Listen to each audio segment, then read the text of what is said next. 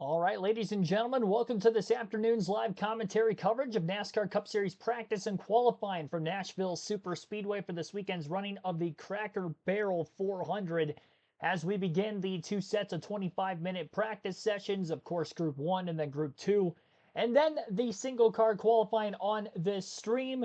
We will go through the point standings to kind of shake up as to what has gone on through the first half of the regular season. On the NASCAR schedule, we're 13 races in out of 26 for the regular season, so as I mentioned, already halfway home. And as we take a look at the point standings leading into this, first we have a battle for the regular season championship between two Hendrick Motorsports Chevrolets of William Byron and Kyle Larson. Larson had a 35-point lead going into the Coke 600 last week, but with no stage points and only getting one race point for his finishing result, William Byron was able to go on and win 3 stages, scoring 30 stage points on top of a second place finish, vaulted him from minus 35 to plus 29 over Larson. Christopher Bell still over one full race worth of points out of first. He's minus 74. He also didn't score particularly too many points last week. Chase Elliott minus 84, and Tyler Reddick rounding out the top 5 in the standings at minus 107. 8 drivers have wins that have locked themselves into the playoffs for the season, and 8 drivers still can lock their way in through the final 13 races of that said regular season. The 8 drivers with a win would include 3 apiece for both Kyle Larson and Christopher Bell, 2 for Denny Hamlin, and then 5 drivers with one win on the season, which would be William Byron, Ross Chastain, Joey Logano, Austin Cindric, and Josh Berry. 8 drivers would be above the cutoff line on points: Chase Elliott, Tyler Reddick, Ryan Blaney, Alex Bowman, Chase Briscoe, and then followed by that on the bubble, we have Bubba Wallace, Ricky Stenhouse Jr., Ryan Preece, and Chris Buescher. Actually, Buescher is the last driver out, even though he's 16th in the driver standings. That's because Josh Berry is one spot worse than him, but does have the win, and that security blanket to make it into the playoffs automatically with that said win. Ryan Preece is only 6 points ahead of Chris Buescher for that final spot. Obviously, both running for RFK Racing, so it'd be very interesting to see if both of those teammates can get in. It's going to become less and less likely the further we get through the regular season if neither one of those two are able to nab wins, because spots will be locking up very quickly. I'm sure we'll have more than 8 different winners over the next 13 weeks. As far as drivers who haven't won already this season, of course. Drivers below the cutoff line outside of Buescher, who is minus 6 points. AJ Allmendinger comes in minus 13 points below the cutoff line. Kyle Busch is only minus 14 points back, so can't count him out of it. And Michael McDowell's in the top 20 in the point standings, and he too is only 15 points behind Ryan Preece. So very, very tight amongst the playoff battle, right around the really 16th through 20th spot on the playoff grid. Practice and qualifying is obviously taking place on Prime Video as of right now, in fact. Although cars have not quite hit the racetrack yet, we should be getting cars on the track here within the next minute or two. Rain had wiped out the qualifying session yesterday afternoon for the Truck Series, but no rain in the forecast for this afternoon and into the night for the NASCAR Xfinity Series action, which we will see later. Their practice and qualifying just wrapped up not that long ago. So I'm in the midst of trying to get the raw feed up and running, which we were having a problem with it during the truck race yesterday. And it's still showing Xfinity Series on our screen here. And I would assume that once the cars actually get rolling on the racetrack, I can refresh the page and we can get a more accurate leaderboard, because right now we really don't have anything. Also get the chat up on my phone so I can see who is all here.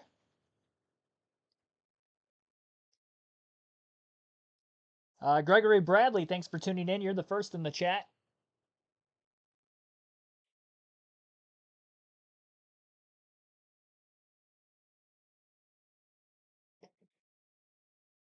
All right, well, the green flag has been displayed, and our 25-minute clock for the Group 1 drivers to hit the racetrack and get some laps of practice in are beginning. While that is going on, we'll turn into the Amazon Prime Video broadcast with Adam Alexander, Dale Earnhardt Jr., and Steve Letarte for the next few minutes. And so field basically split in two groups. Both groups get 25 minutes each. Then everybody gets combined again, runs one lap qualifying. How fast you are is where you start. No split in the finishing order of the groups. A lot of cars on track already, though. We saw a truck race last night. Its tires kind of wearing into it. I think that's going to help the two groups be pretty equal.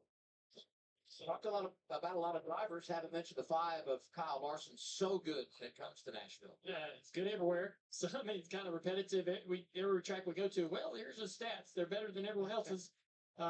Just a dominant team. They had a rough go at the 600. You got to wonder coming out of the Indy 500 experience, the 600 experience, is there much of a hangover? You know, he wants to get back to the racetrack, just get back behind the wheel of a race car and go out there and perform. So it starts right here, right now.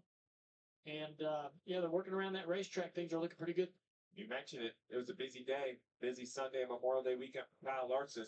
Attempting the double, which started up in Indiana, right? He went up there, ran the Indy 500, wrapped out, then came down to the 600, and then just a mistake, a rare mistake out of the driver's spot. Loses rear grip, goes around, running near the front, and then later in the day, a little bit wrong place, wrong time, and this ends up ending his day. He thought he was going to sneak by the bottom. That contact in to the right rear. After that early spin, went a lap down, got the free pass, was back on the lead lap, running right around 20th, thought he had a chance for a nice comeback, and then caught up in that accident, ending his day. He's kind of down the board right now in 12th overall as these cars are all starting to run faster. Ain't stuck behind. That's 41 here, Cole Custer. How about this? Carson Postmark kind of picking up where he left off. So good in the 600. Ends up having an engine expire. Was frustrated on the radio. I said this last week. I'll repeat it again. I don't care what the stats say and the finishing order says for Carson Postmark. What happened last week, his ability to run up front all night long, all those restarts, all those opportunities around some of the biggest stars right there when the engine finally let go. He's a better race car driver on loaded gear, Dale, with that experience he had last night running up front. Yeah, and it's got me excited about what's to come with this driver. What happens as he's starting to build toward the playoffs? Can this team secure themselves a spot in the playoffs? I think that'd be a big surprise to the season. He's more fun each and every week as he continues to build confidence. The team's got a lot of confidence. They continue to run better. He ran 16th here last year, so a pretty solid run in the race this past season. But and he's only 32 points out of that bubble. I know they're probably looking at winning a race to lock themselves in. Nobody's came from that far back at this point in the season to point their way in, but this team could do it.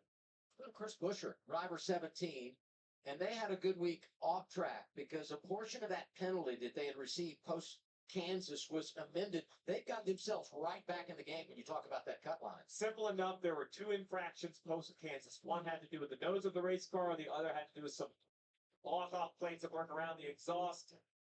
When they went to the appellate board, they said, yep, guilty as charged on the nose, but these other plates, we don't believe between the rules and how they're written and what they did that infraction is accurate. For that reason, as you point, they get a 30-point midweek bonus. 30 points added back using this 17 car. Crew chief back, he already has served his suspension, so for sure things are looking up. It's nice when you don't have to tighten the lug nut and you get 30 points, right? Absolutely. These teams are running about their fastest lap, around 6 laps into the run, 7 laps into the run. Some knocking off speed a little quicker than that, but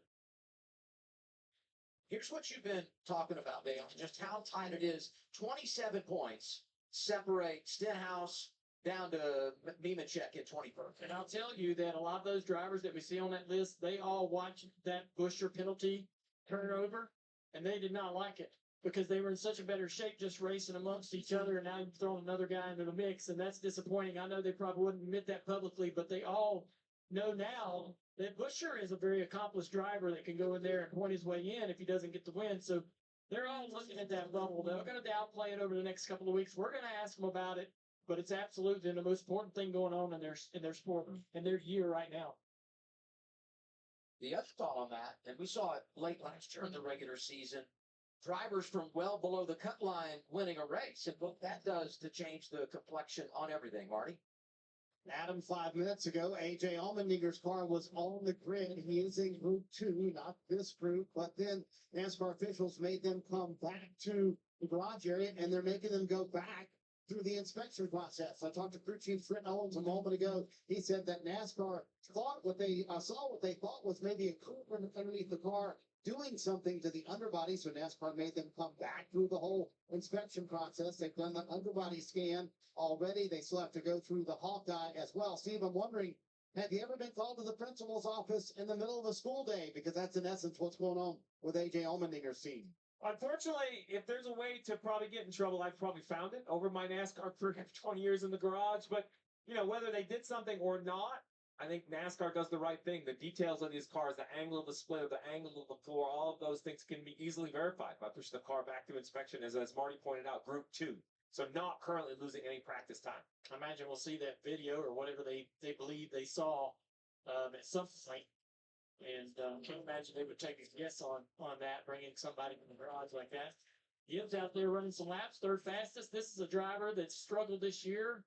Disappointed, looking for a great run. They thought they might get it last weekend. Had a pretty good qualifying effort in Charlotte, but just fell back as soon as the green flag dropped at him. And hopefully maybe coming in here to try to rebound and get their season on the right track. No doubt he's been frustrated. You talked about the disappointment last week, and maybe what even heightens his disappointment is the fact that his teammates ran really well when you look at Joe Gibbs Racing in Charlotte last week. Yeah, Joe Gibbs Racing had the best mile and a half year. But I thought they really did turn it around, to your point, but the 54 was still just a step behind his teammate. 8 minutes into Group 1 practice at Nashville. Hocevar top of the board. We all have Just where he was last weekend, Carson Hocevar was fastest in practice. We saw how good he was throughout the course of the Coca-Cola 600, and it looks like he's got speed to fire off again here this weekend. I expect him to be another contender for the win here these next couple weeks. The intermediate tracks, it seems like that 77 car's had a lot of speed. Nashville, Michigan, look out for Carson Hocevar. Bubba Wallace is second on our practice grid as of right now. Ty Gibbs is third, Ryan Blaney fourth, and Justin Haley fifth. This is obviously only Group 1. Group 2 cars still have to hit the racetrack. Following this, Daniel Suarez, Alex Bowman are in the 6th and 7th spot. Austin Cindric 8th, Kyle Larson 9th, Chris Buescher is 10th fastest in Group 1.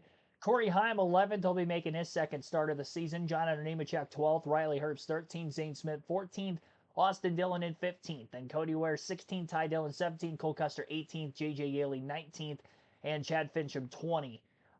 39 cars on the entry list for this weekend, 3 open entries, and those 3 are in this group. Again, that would be Heim in the 67 for 2311 Racing, the 66 of Chad Fincham for MBM, and the New York Racing 44 Chevrolet, driven by JJ Yaley for this Sunday. 19 cars will be in Group 2 when they hit the racetrack. Most laps ran in this group, right around 15 to 16 laps. So as we look at the lap averages for who might be the quickest on those statistical categories, Ryan Blaney is the fastest 10 and 15 lap average right now. Carson Hocevar, who's the fastest overall, also has the fastest 5-lap average. So Hocevar firing off good on the short runs. Ryan Blaney, no surprise, as we've seen him on the long runs be pretty good in practice all year. He seems to be the best as of right now, but we haven't gotten into an extremely long run yet, as we're only about halfway through this first session. Once we see the 20, 25, 30 lap averages for some of these drivers pop up, that will obviously change things there. Sid Vic, Bam Hall, Frank Powers, Raul Guardo 95. Welcome into the stream, everybody. Be sure to hit the like button if you haven't done so yet. Subscribe for more weekend NASCAR content like this. Every NASCAR race weekend, live commentary streams for NASCAR Cup Series races, as well as practice and qualifying for the Cup side, truck and Xfinity races as well. Truck Series race wrapped up last night. Again, congratulations to Raja Karuth getting his second win of his NASCAR Craftsman Truck Series career and first of the season. Will we see another driver breakthrough for the first time this year on the Cup side? We'll tune in tomorrow for that. Doing a great job, Suarez. This guy right here needs a good run. They have had a disastrous year with that. He's got to be building momentum, excited to go to Mexico here, racing in front of his home crowd. But a great run this weekend would get them started in the right direction.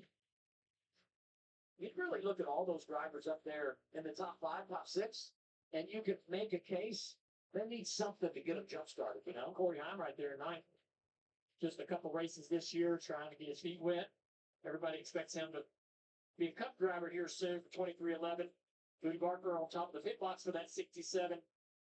I don't know whether I need to be surprised by that or not. You know, Everybody talks this kid up like he's special, and we're seeing those results on the racetrack in practice.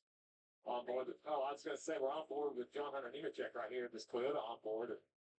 Two things that jump out to me about Nashville. The first thing is down here in 1 and 2, this big, wide, arcing entrance. They just dreams, begs you to carry too much speed. And then you get right here, and there's still more corner. Like where you think you should be back wide open, it's just not enough room on corner at you. Be very patient.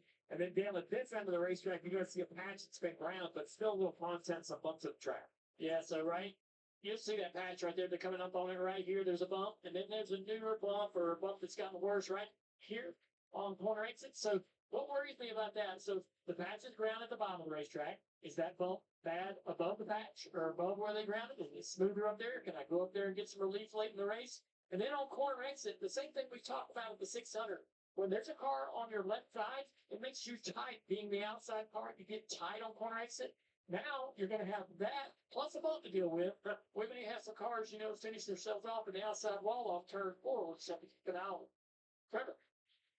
Yeah, Justin Haley, another one of those Spire cars that's showing some speed here in practice. Best finish at 10th this year at Homestead, so obviously when his teammates are battling like Harson Hocevar was last weekend for a win, he wants to contend for that. He's really happy with his car right now. The biggest thing they're working on is that arc into turn 1 and 2. We know at Nashville how much that exit of turn 2 pays off, so these spotters are getting their money's worth trying to get their drivers in the right spot on the racetrack. It's great info from Trevor. Just, as a crew chief, I always seem to struggle during practice because you just can't see much pit road, right? So you're really asking for that spotter on the route to just help us. I feel like the tracks have all widened out over the last 3 or 4 years with this style of car. So the information you need from the guy on the route is more important than ever. You're just kind of so limited on for information when you're down on pit road. 38 is Zane Smith, driving for Front Row Motorsports. He crashed out last week in the Coke 600. He was another one of those drivers, though, that was flirting with a playoff cut line. And we'll show you what happened. Here it is. Yeah, just got loose off the top of turn 2. SVG gets into the back of him, but he was wrecking already. Sends it down to the inside wall, just a really hard hit.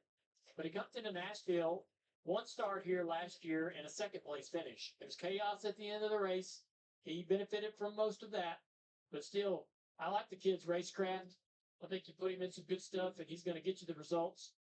Well, it's right there, right? That's what you're liking, Dan. And Zane Smith is nearly 9 positions better than he was at this same position of the year, right? So talk about a driver who is starting to head the right direction, trajectory correct. We talk a lot about winning and all these different things, but you and I have done this, right? And we've tried to improve, and it is a grind week in and week out to try to find small incremental gains. And Zane Smith, he leads the pack as drivers who have found the biggest gain compared to last year.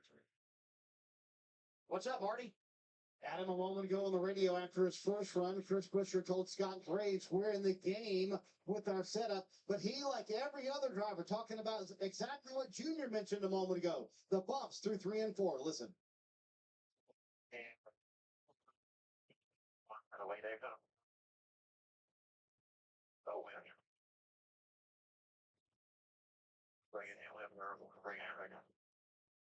And then allow it to know they go to getting better. Go straight higher and out.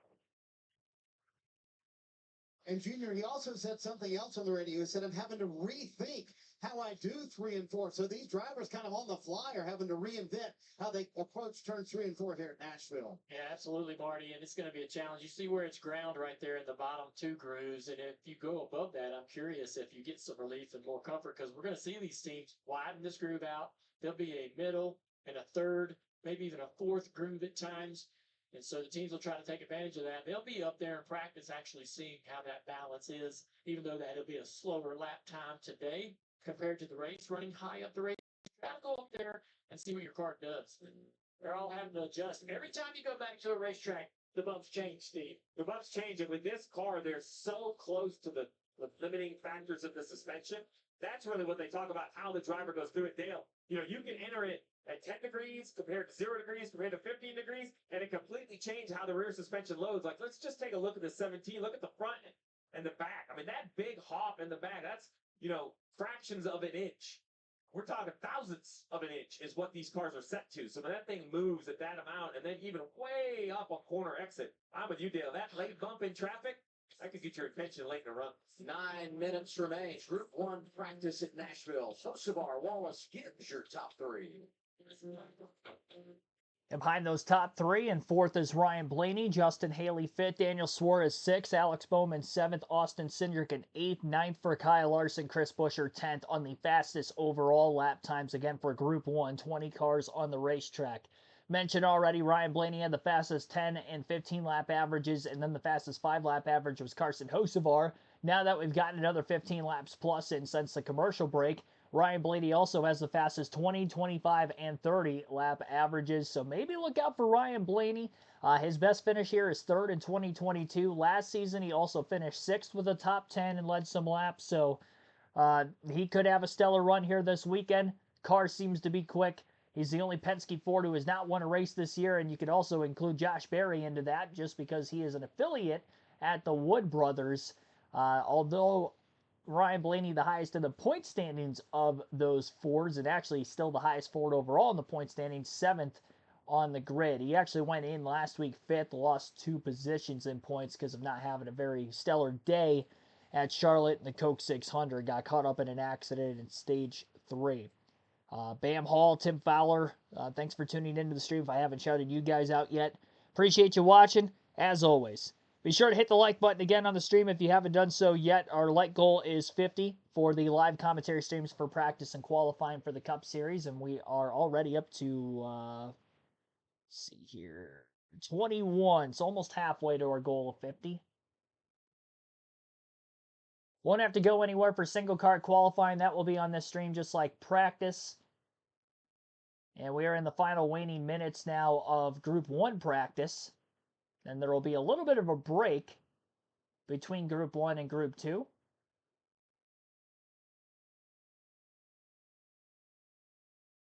And during that little bit of a break, we'll end up having some NASCAR trivia to bypass a little bit more time. May do that between qualifying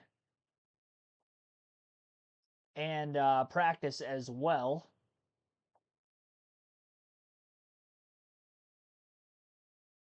Get the full practice leaderboard back up here for the moment. Game more than just racing news. It was sports news about some executives being like 600. I think it's a huge distraction. They're out of the same shop. I mean, any sort of noise of that size has to be weighing on the drivers. I mean, one of the executives left go was Austin Cindric's father, Tim Cindric, who's in the Penske Racing Hall of Fame. I mean, he has been a fixture there. Austin said it, it's business as usual for him. I thought it was very mature about it. And I wonder how long this will carry forward. But I'll tell you, as we see Cindric hit pit road, I think the question's been answered for me out of his teammate, the 12 of Ryan Blaney. I think he is number 1, the absolute best car here in Group 1. Maybe didn't fire off great for the first 5 laps. There you go. That's the only weakness I'm going to be able to find, right? Because once you get any longer, 10, 20, 30 laps out, Dale, I love what I'm seeing out of this 12. Yeah, I'm anxious to see how the other 2 Penske cars, actually the 22 and the Wood Brothers 21, do in P2. But right now, yeah, this car here is dominant, comparable to the rest of the field. Cindric not quite as quick. He's sitting around 6th with a 15 lap average. A little work to do on that 2 car, but Blaney has this particular group of cars covered. Another indicate that he likes his car. Staying out there for a long time, logging a bunch of laps. When you don't have to come down and make adjustments, it makes a major statement to the body language of your day.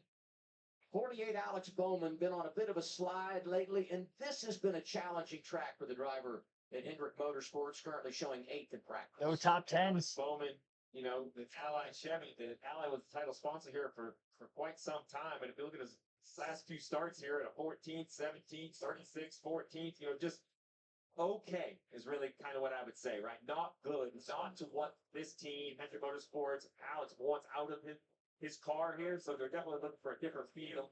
And once again today, I think they're kind of same thing. I don't think they're bad.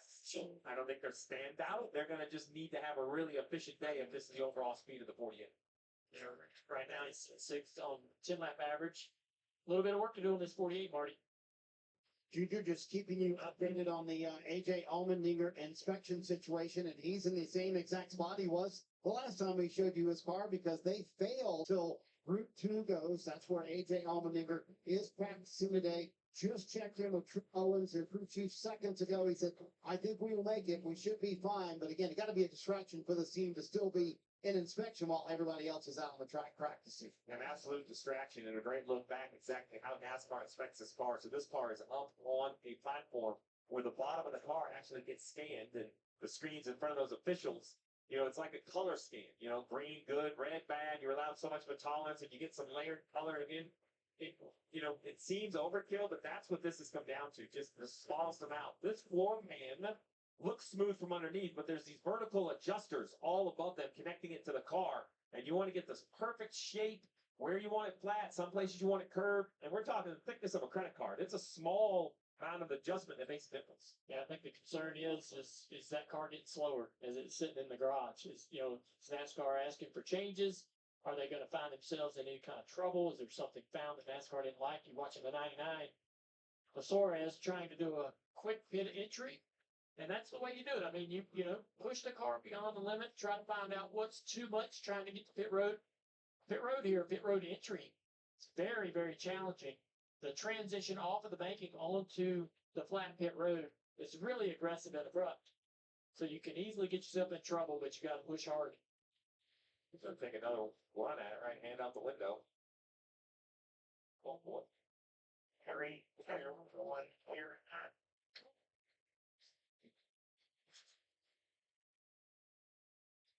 Yeah, that was a handful as he's coming around the corner. They're going to do this on much, much older tires later in the race.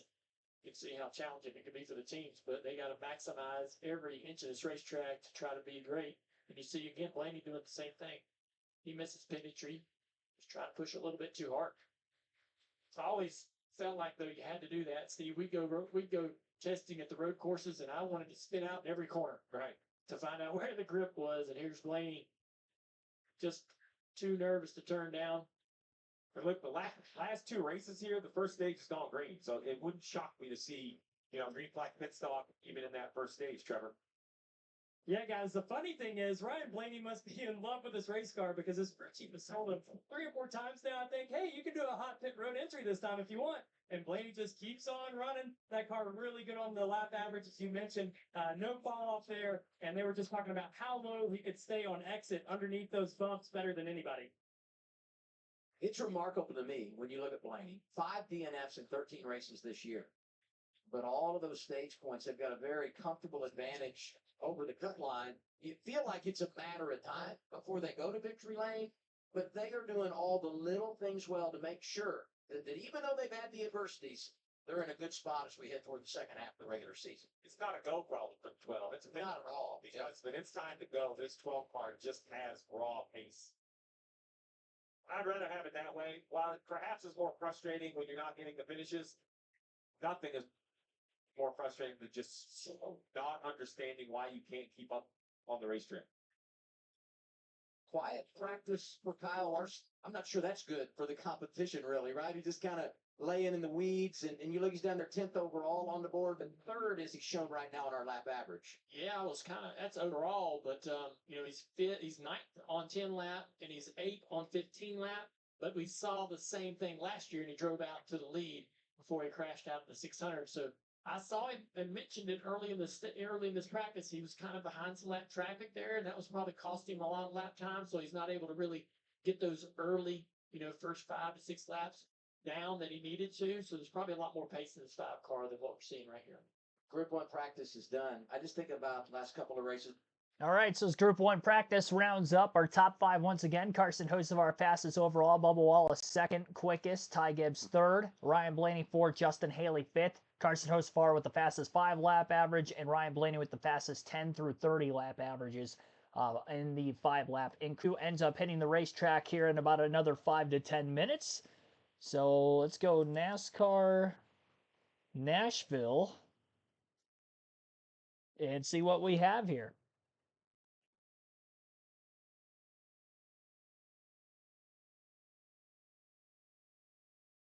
Probably go super speedway.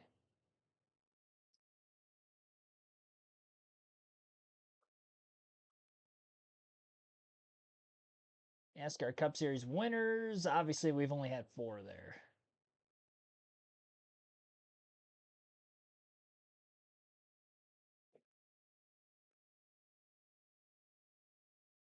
Six-minute quiz. Anybody who's ever won a truck, Xfinity, or Cup race at Nashville Super Speedway. Cup Series has only ran here for the last 4 years. This will be their 5th race at Nashville Super Speedway this weekend. Before the Truck Series and the Xfinity Series also returned 4 years ago, though, they had a pretty good long run of running 1 to 2 races a season at Nashville. So 6 minutes, quick quiz before Group 2 hits the racetrack, and we'll see if we can ace this one. Got to start off with the guys who have won the Cup Series, so we're going to put Ross Chastain, Larson, Elliott, and last year was Logano. Logano will pop up here for a Busch race. I know Harvick has won here a couple of times. Keselowski, I believe.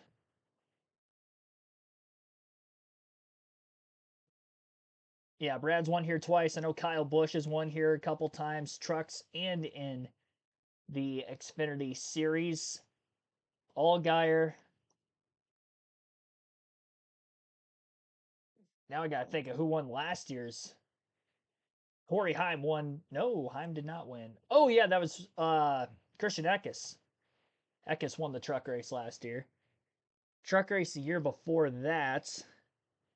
Was it Enfinger? It was not.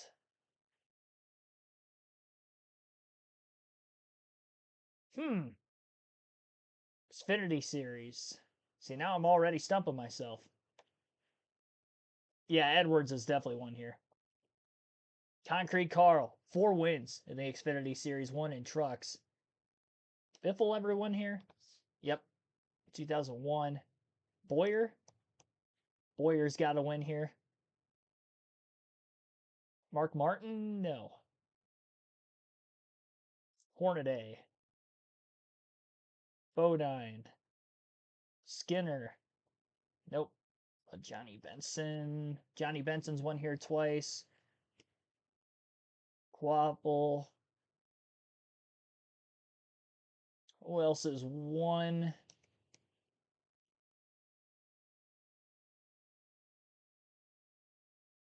Smith? No. Elliott Sadler might have an Xfinity. Nope.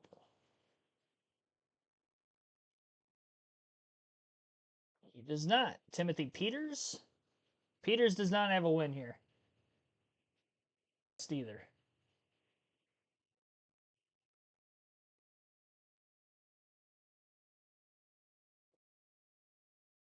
Kenseth? Nope, Kenseth doesn't have one. Stenhouse is not on here either. Man. Striking out. Bobby Hamilton. Okay, Bobby Hamilton's on the list. Austin Dillon's on here as well. Thank you for that.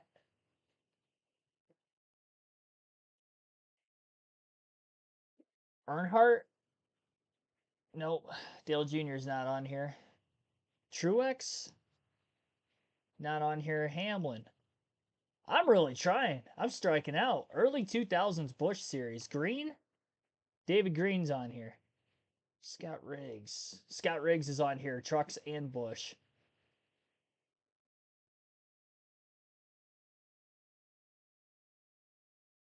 Burton?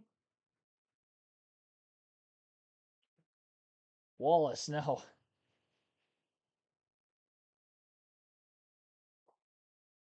I doubt Labonte's on here. Nope.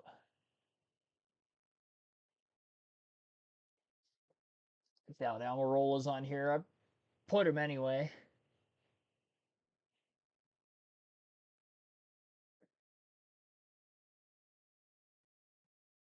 Oh, Jason Leffler. That was a shot in the dark. 2004.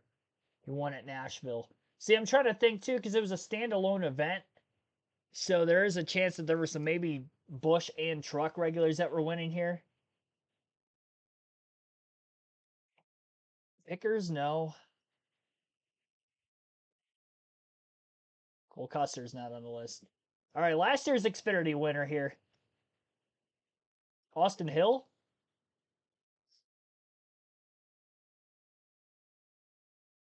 That's a problem that I don't know that. Ty Gibbs? No. It's a good guess. I cannot believe for the life of me, I can't remember who won at Nashville in the Xfinity Series last year. I mean, it goes to show it's a lot easier for me to remember Cup stuff rather than Truck and Xfinity, even though we stream it on the channel. Gregson, does he have a win here? No. That wouldn't have been within the last 2 years.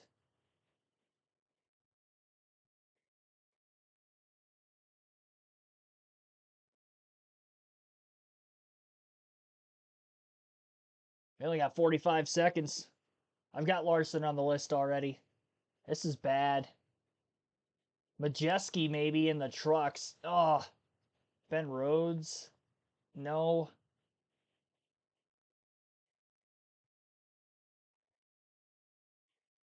This is bad.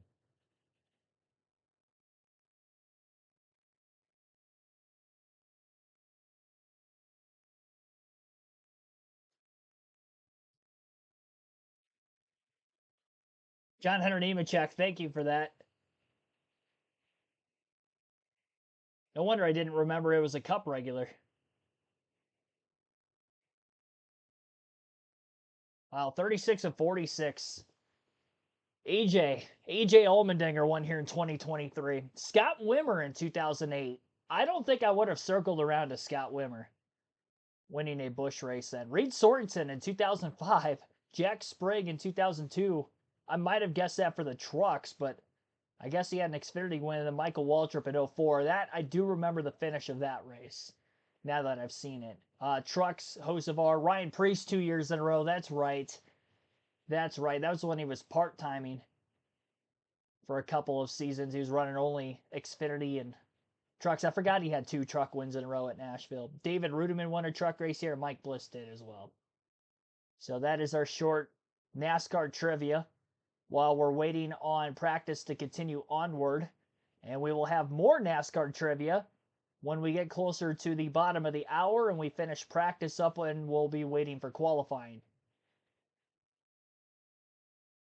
Austin Sutton, that's a pull right there. And no, he has not won a race in the Truck Series level. Irina Sayre, thanks for tuning in. Thanks for playing along. Thanks for playing along, everybody in the chat on the trivia. We'll do another short quiz once Group 2 of practice concludes.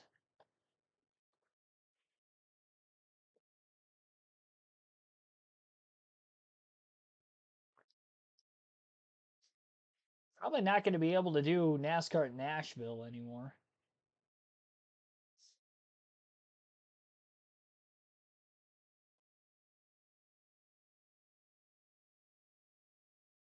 I'm not exactly sure what quiz we'll end up doing next.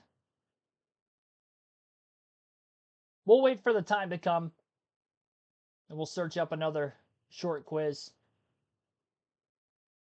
Group 2 of practice here going to begin any second, and you'll see the lap times mix in of their fastest with the fastest from Group 1.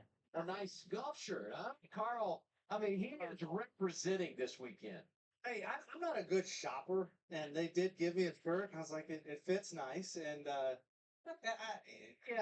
hate to admit how many shirts I have. I got like 3 shirts to wear, and so this is one of them. Well, you should have put on some pants too, because you're not wearing any. Oh, I'm staying right here. Staying right here. Okay, this is a family show. For the record, AA, he does have shorts on. Shorts.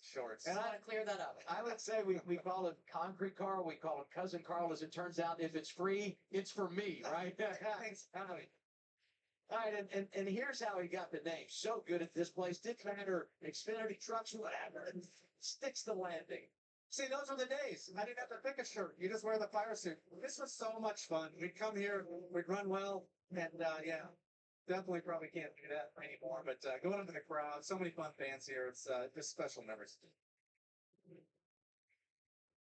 I was afraid we were going to show all his wins. We are going to miss this whole group of practice. That's right. Yeah, and it's time for qualifying on Prime. Interesting, the mix. The mix of cars because of kind of the jumbled up finish we've already seen. Hocevar, Gibbs, LaJoy, and have already got LaJoy. Well, Hocevar, Gibbs, and Larson already on the racetrack. So let's see if this group has any better of a racetrack. But it's about the same.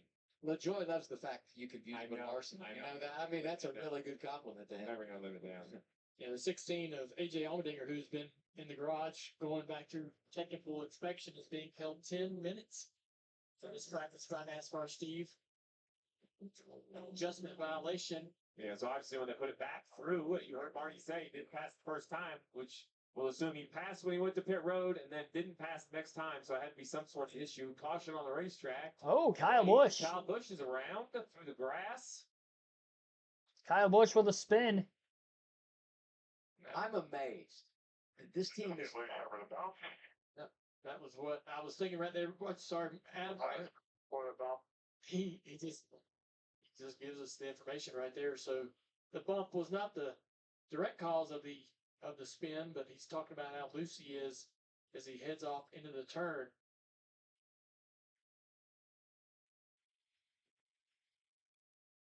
It just seems like if it can go wrong, it does go wrong for the 18.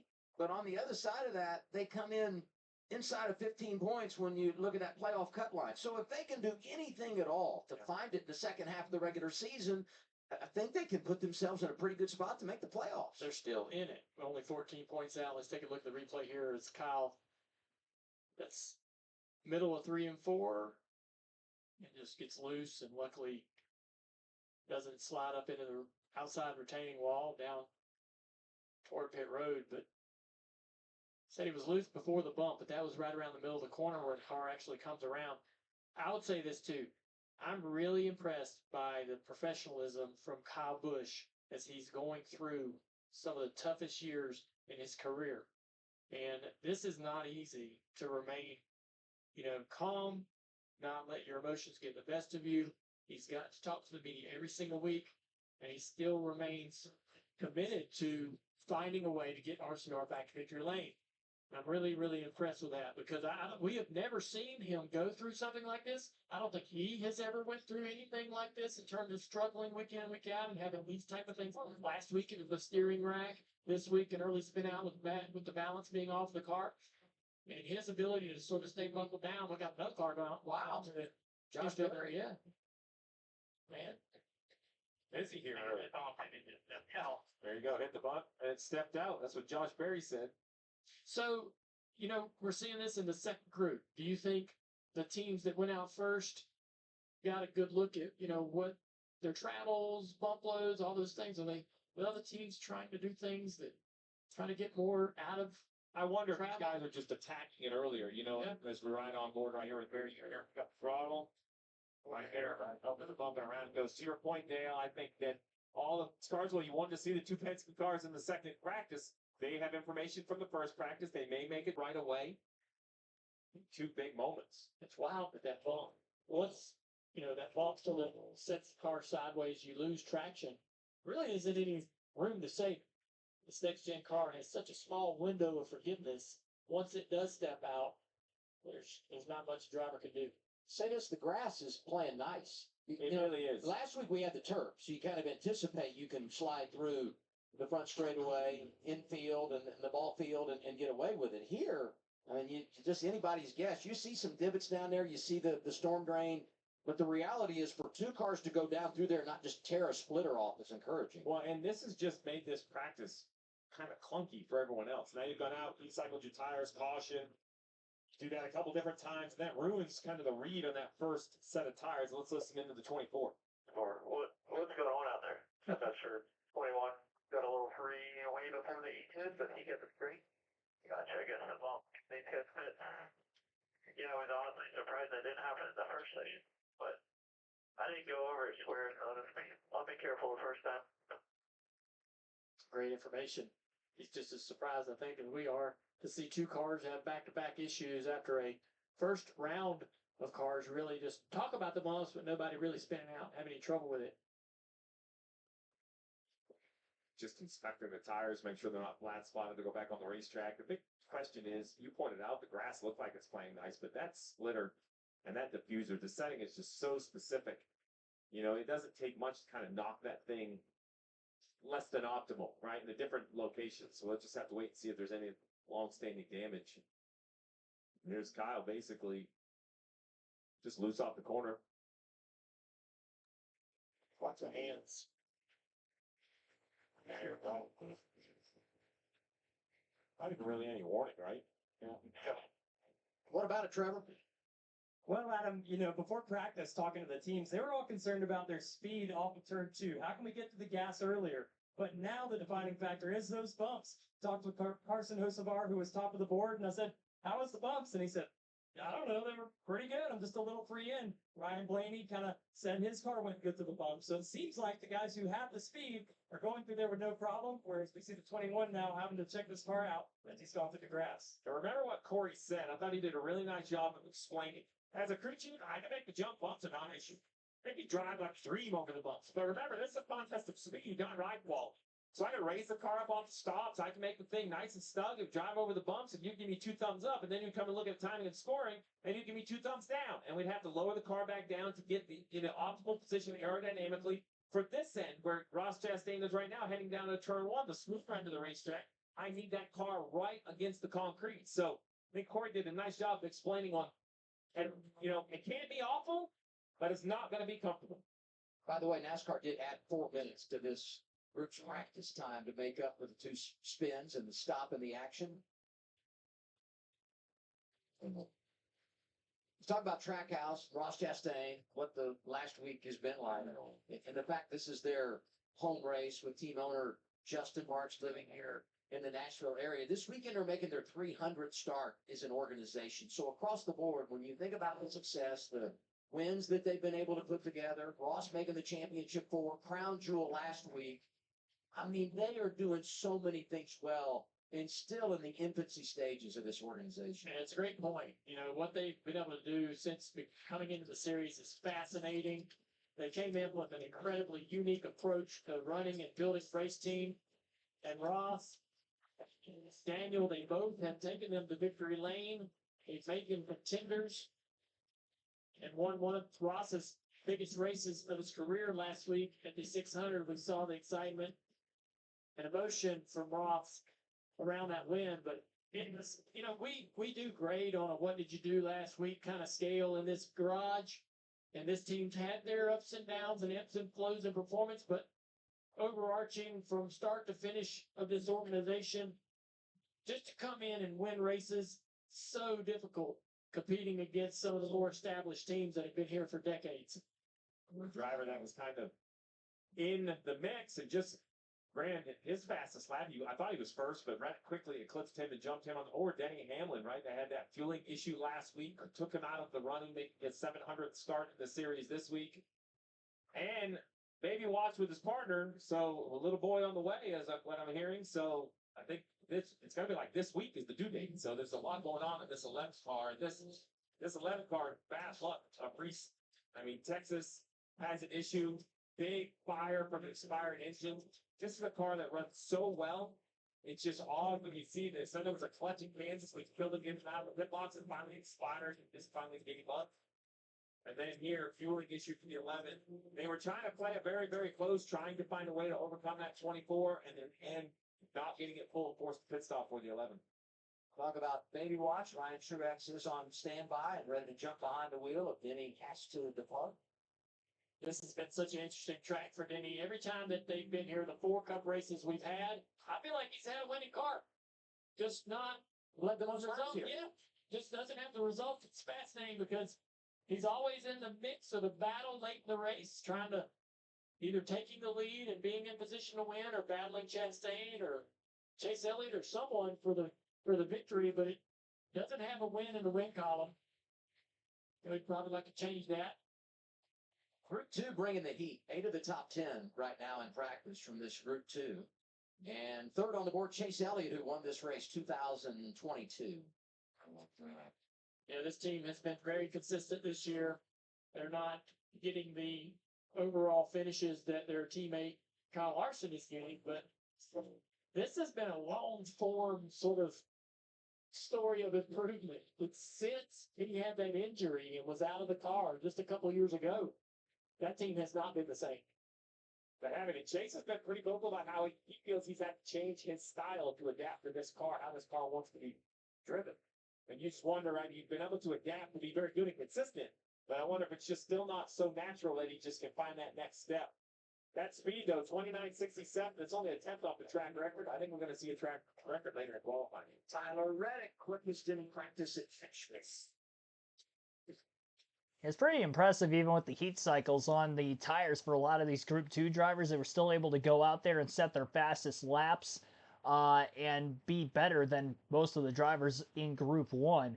Fastest in practice overall is now Tyler Reddick. Each of the top 7 are all in the second group. So you have Tyler Reddick first, Denny Hamlin second, then Chase Elliott third, William Byron fourth quickest, Chase Briscoe fifth, Brad Keselowski sixth, Ross Chastain seventh, then Carson Hocevar, who was fastest in Group 1 in 8th, Bubba Wallace 9th, and Michael McDowell in 10th. 11th for Eric Jones, Ty Gibbs 12th, Christopher Bell 13th, Ryan Blaney 14th, and Zane Smith 15th. Ricky Stenhouse Jr. in 16th, Justin Haley 17th, Ty Gillen 18th, Ryan Priest 19th, and 20th for Daniel Suarez. 21st, Alex Bowman, Austin Cindric 22nd, Kyle Larson 23rd, Chris Buescher 24th, and Corey Heim 25th. Shane Van Gisbergen 26th, Josh Berry 27th, Jonathan Nemechek 28th, Riley Herbst 29th, and Noah Gragson 30th. Joey Logano 31st, Austin Dillon 32nd, Cody Ware 33rd, Ty Dillon 34th, Kyle Busch 35th, and Cole Custer 36th. And J.J. Yaley, Chad Fincham, and A.J. Allmendinger 37, 38, 39th. A.J. Allmendinger has not made a lap yet. He is being held 10 minutes after failing the optical scanning session on the first time through. They did pass the second time through.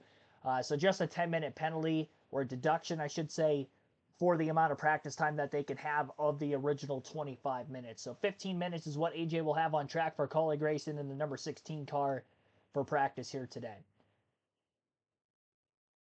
And we'll go over the lap average sheet when we get through the entire practice session. We'll take our first break of the stream for now. You're listening live on KRC, NASCAR Cup Series practice for the Cracker Barrel 400 at Nashville.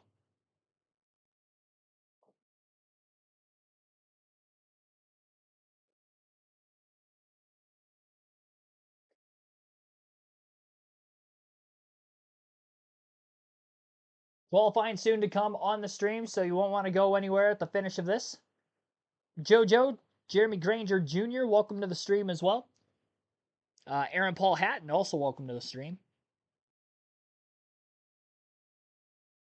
We'll have a NASCAR quiz coming up here on NASCAR Sporkle Trivia when we get to the bottom of the hour and get through the waning minutes of practice. There will be a slight pause in the action between practice and qualifying.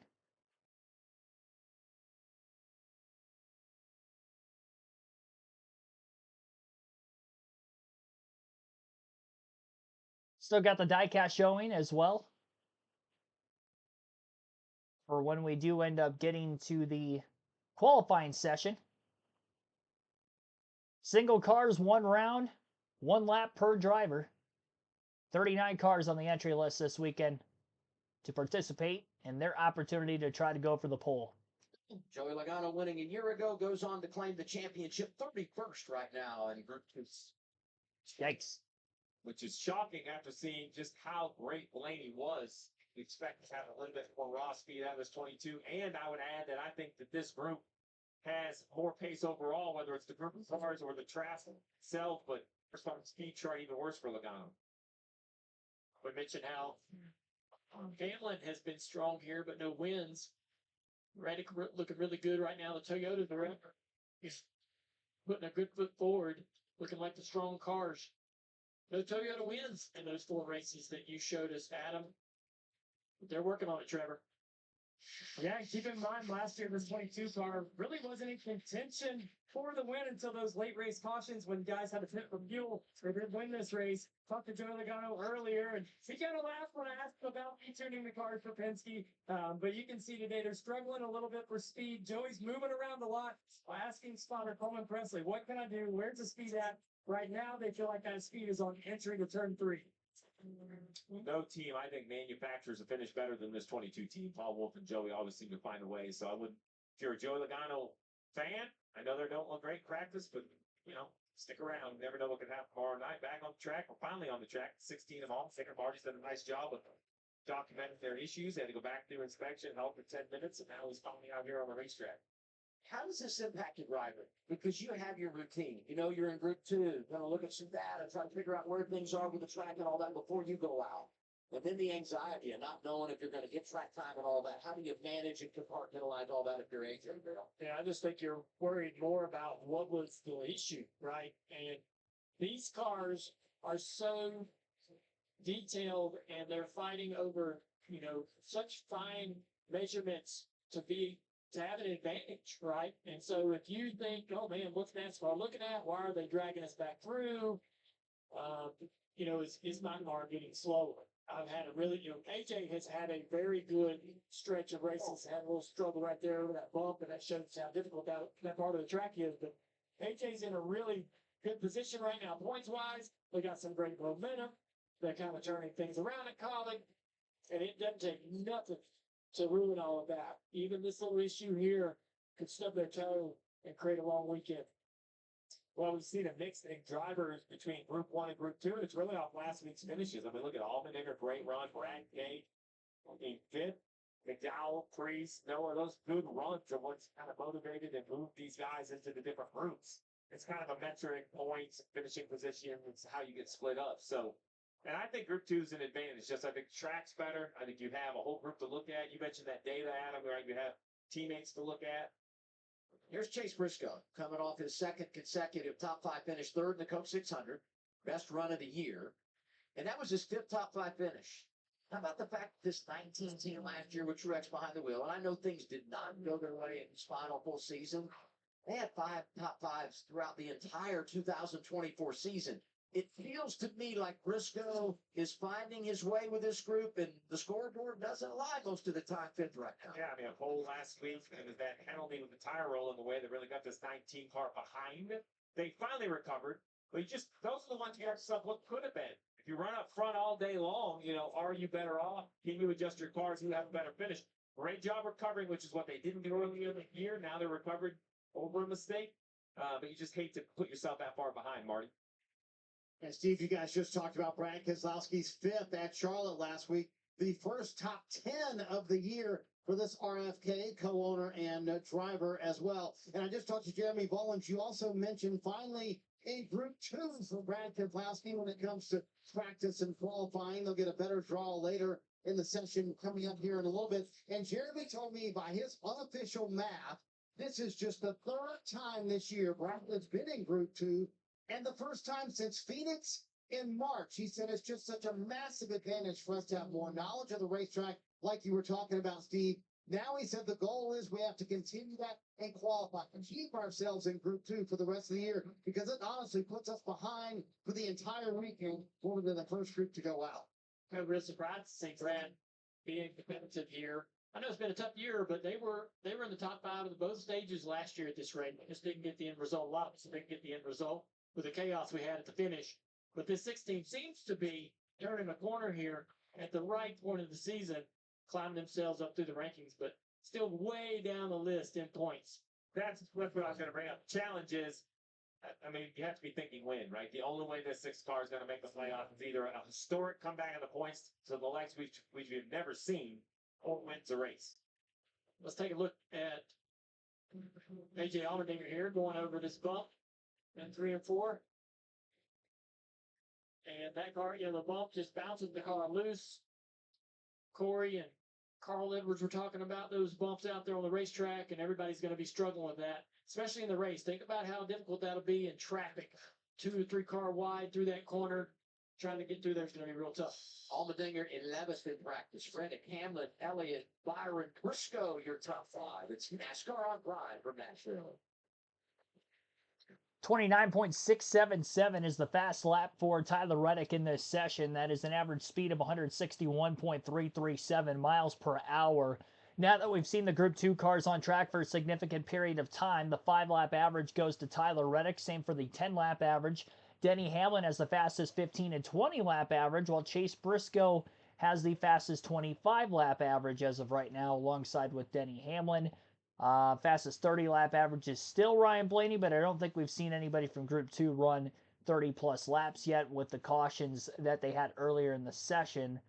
Nobody has extended their run that far, but we are getting there. So Group 2 overall just seems to be quicker than Group 1, both from the lap average and the overall lap time standpoint. I think Blaney's still someone to watch for in the long runs when we get into the race tomorrow. He has had good long run speed on intermediate tracks before as the season has gone on, albeit this slightly smaller than a 1.5 miles in length. 1 1/3 mile oval here at Nashville, but still an intermediate track. And we're not going to see as much tire fall off compared to a Charlotte or a Kansas that we've raced at, Homestead, Vegas, Darlington. We're not going to see quite as much fall off on this concrete oval, but we're going to see more than what we saw in the concrete oval at Bristol earlier in the season.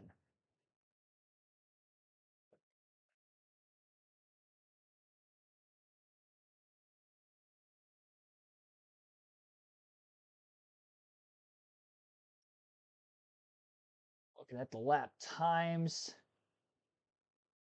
For instance, Carson Hocevar, who put up 40 laps on his run, his last lap, 32 at lap 39.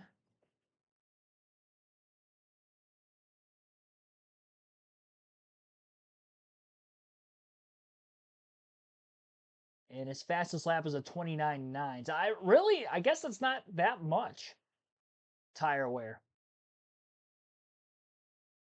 We're looking at maybe 0.3 of a second of fall off.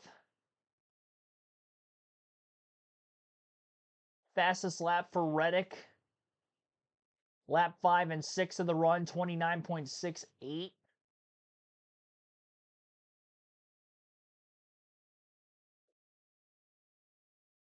So if he's at a 29.68, let's refresh the page here for a second.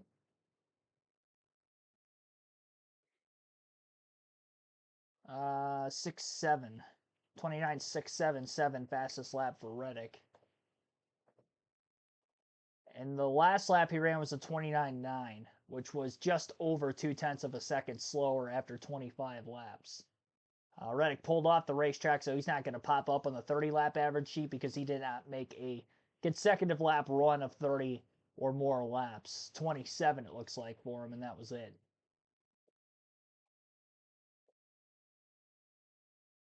And Reddick had a very quick car here last year.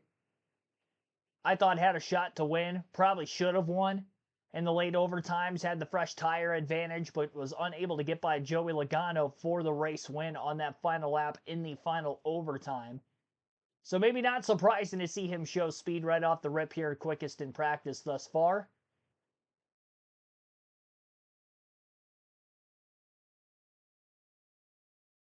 You have to do everything you can to try to save it. We saw several cars overcorrect back into the outside wall of turn 2 because the rack and pinion is so fast. The steering is so much quicker in these cars. Even after several years now, we've had this car for a handful of years, and their muscle memory and understanding of adjusting and chasing the race car around has gotten really fine-tuned. They still have those moments like that where they drive the car into the wall. The eventful day continues. For the 16 of AJ Allmendinger, first with inspection issues. Now listen to this right here before we talk about the shipment. So he reaches over, and what I expect would be a 4th to 5th gear shift that looked like an upshift. And now remember, this isn't like an H pattern. There's not a neutral. You don't go through neutral. It's direct like a motorcycle. Neutral is kind of all the way forward with the shifter. So that sounded really odd. Like it didn't maybe go all the way into 5th and maybe would bounce back and forth between them, but you have to ask yourself, is there damage done to the gearbox? Is there damage done to the engine with some sort of over rev or a situation like that? Sounded really messy though for the 16. Is there some data that you can look at on that? I mean, that you go back to that and say, with maybe this bad or maybe not so much based on what you're seeing? Yes and no. There is data, but you have to, you just can't plug in every time the car comes in. You have to have their specific rules. Here in practice, you can plug in and get the data, but once you go to the qualifying, you can't. So I'm sure the team will download it, make sure there's not a bigger issue for the 16. Trevor? Well, Adam and Steve, you guys know about the SMT tool that we have, how important that is for drivers to compare. For shifting is something everybody wonders about here. Should I go to fifth gear down the backstretch? Should I not? Well, that tool is down right now. Nobody has telemetry to look at any other team to see where they're getting on the throttle at, where they're shifting. And that kind of threw a lot of people into disarray. And again, back to those spotters to lean on them to see what they need. It's like an open notes test and they threw away your notes, Trevor. It's a bit strange. We usually see SMT data at the ready, but it seems like that is down. Going old school this weekend at Nashville. So Tyler Reddick having the quickest lap times of anybody, at least overall. Hamlin of this second group seems to be better on the longer run side of things, Hamlin and Briscoe. Although we haven't seen a lot of tire fall off. Again, over about a 25 to 30, 40 lap run, we're really only seeing about 0.3 of a second of fall off. That's really not much. I was expecting it to be more than what we saw at Bristol on the last concrete oval we were at. We haven't raced at Dover yet this year. But it looks like track position is going to be huge. That means qualifying is going to be very big here at the next probably 15, 20 minutes from now. We'll get into qualifying. That will be the interesting thing to watch there. Who's going to qualify well? We've seen drivers qualify well and run well here. Ross Chastain, when he won in 2023, actually won this race from the pole. He is the only pole sitter to win, but the driver who has started up in the top 10 in all 4 Cup races at Nashville has won. Larson in 2021. I mentioned Chastain from the pole in 23. Joey Logano actually did qualify well last year despite not running well in the race. And then in 2022, Chase Elliott started up in the front couple rows. Was also able to get the win. So we see drivers qualify well here today. Expect one of those drivers to more than likely break through and get the win in tomorrow's event. Reddick has ran 31 laps of practice so far, just over a 600th of a second difference from his fastest lap to Denny Hamlin's quickest lap. Chase Elliott is third quickest right now, again Hamlin in second. William Byron is fourth overall, and Chase Briscoe rounds out the top 5. Brad Keselowski 6th, Ross Chastain 7th, and then Carson Hocevar 8th. Hocevar was fastest of the Group 1 drivers. Bubba Wallace in 9th, and Michael McDowell rounds out the top 10 on our speed charts. AJ Allmendinger didn't get to the track until a little bit later. He's been quick on intermediates. He finished top 5 in the Coke 600 last week, 11th in practice here this weekend. He also has an Xfinity Series win here as well. Eric Jones 12th, Ty Gibbs 13th, Christopher Bell 14th, Ryan Blaney 15th, then 16th for Zane Smith, Ryan Preece 17th, Ricky Stenhouse Jr. 18th, Justin Haley 19th, and Todd Gillen in 20th. Daniel Suarez 21st, Alex Bowman 22nd, Austin Cindric 23rd, then Kyle Larson 24th, Kyle Busch 25th, 26th for Chris Buescher, Corey Heim 27th, Shane Van Gisbergen 28th, Josh Berry 29th, and John Hunter Nemechek 30th. Riley Herbst 31st, Joey Logano 32nd, Noah Gragson 33rd, Austin Dillon 34th, and Cody Ware 35th. Ty Dillon 36th, Cole Custer 37th, J.J. Haley 38th, and Chad Fincham 39th. So that rounds out the full 39 car field, and based off of how they ran in practice. 2 spins, Kyle Busch and Josh Berry went for a spin in turns 3 and 4. Busch was able to get back on the track and complete 9 laps total. And same for Josh Berry, though he completed more laps. A lot of changes to Busch's car, it seemed. Busch, no practice in the Coke 600 last week before qualifying, a limited practice this week at Nashville, but this one because of a spin and not because of problems with the steering of the race car, particularly like it was last week for him at Charlotte. And again, Josh Berry was able to complete after his spin 24 laps as well. And they both spun about 1 or 2 laps apart from each other, all in the first couple of minutes of this Group B practice session.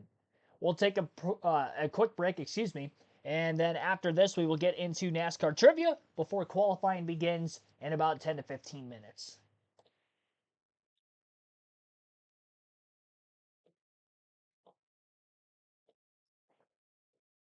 All right, I don't know how this quiz is going to go about, and I kind of scanned and looked at it real quick in the early going of the Group 2 practice session, but it looks like NASCAR tracks.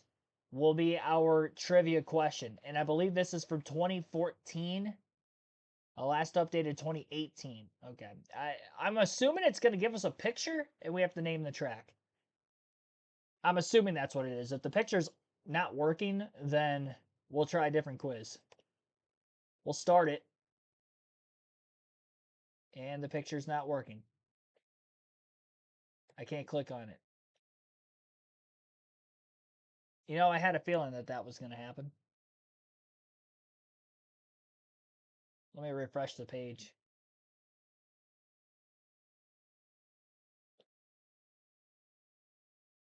Nope. All right, well, never mind. We'll pick a different quiz. I've tried a quiz like that before.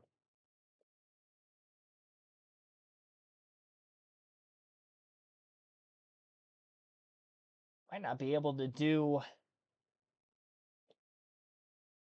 NASCAR tracks on a map. So what, I have to pick them out? 6 minutes, 25 NASCAR Cup tracks. Is this up to date? What year? 2021. So as of 2021. Oh, I just have to name the tracks. Okay, never mind. Well, that's too easy.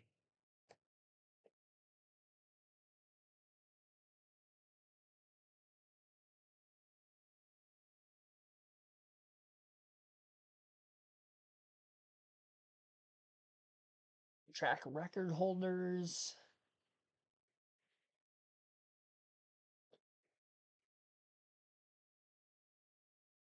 Let's try NASCAR qualifying and see what kind of quizzes pop up for that. If you're just tuning in for the first time, wondering what kind of a stream this is, we do have qualifying coming up shortly.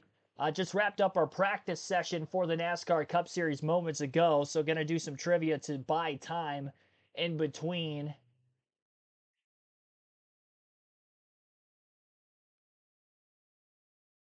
Practice and qualifying. Pole positions 04 through 10.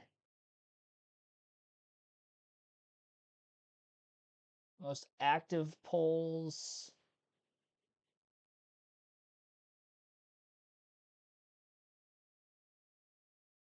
Man, they give us a lot of random races for this, too.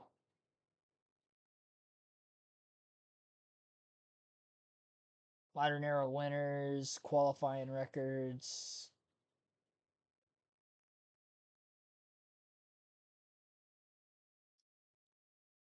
Lap records. Let's go pole. NASCAR. Poles. 1996 to 2003. 2010s. Oh, that's IndyCar. Let's just go all-time pole winners. 7 minutes? Yeah, okay. When was this last updated? 2025, so this should be, like, up to date. This might be the most poles. I don't think this is everybody. There's got to be more than 56 drivers who have won a pole. Looks like it goes up to 15. So NASCAR Cup Series drivers who have 15 or more poles in their NASCAR Cup career, that will be our quiz for this stream here today. If you're just tuning in, be sure to hit the like button, subscribe for more NASCAR content. Qualifying coming up shortly. And for the moment, let's do this. Jimmy Johnson is definitely on here. Junior Johnson's going to be on here as well. Jeff Gordon's definitely on here. Petty has the most. Pearson, he's on the list, second all time. Rusty Wallace has to be on the list. Denny Hamlin's got quite a few poles. William Byron's got quite a few poles. Yep, 15. Okay, Larson's on here. Bill Elliott. See if I could do this without getting any wrong. Earnhardt. Dale Jr. and Dale Sr. are on the list. Newman. Of course, Ryan Newman's going to be on here. Stewart, 15. He's barely on the list. Kenseth. I got Hamlin already. Truex. Edwards had quite a few poles. Biffle? Biffle's not on here. Okay. Casey Kane. Casey Kane had quite a few poles. Logano, that's a good one. Yep. Gano's definitely got quite a few. I don't think Blaney's got 15 now. He does not.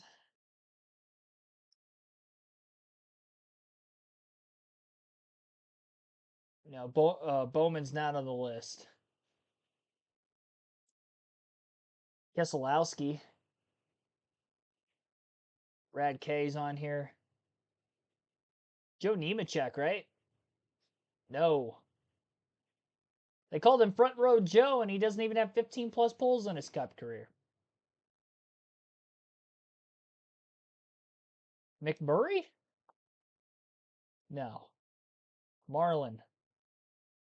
No. I'd be thinking a little too outside the box. Mark Martin's on here. Waltrip. See, I got to think more old time now. Yarborough, Allison, Donnie, and Bobby are on the list. Jarrett, Burton. Burton's not on here. I got Wallace already. Labontes, Terry and Bobby are both on the list. Got Bill Elliott already. Harvick is definitely on here.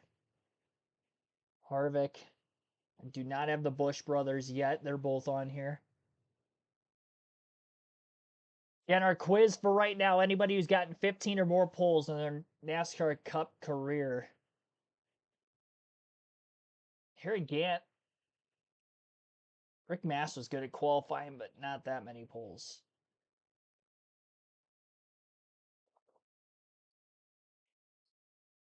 I doubt Cool Wiki's on here, but I'll put him anyway. Oh, he is. 24 poles. Wow.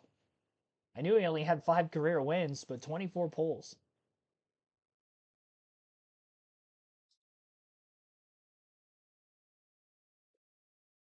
Ernie Irvan.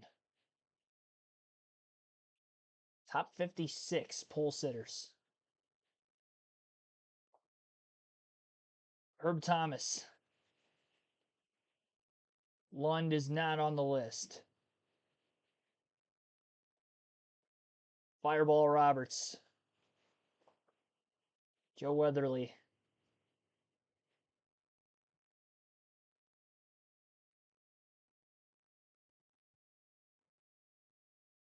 I'm just trying to think of guys who would be up there on the wins list, too.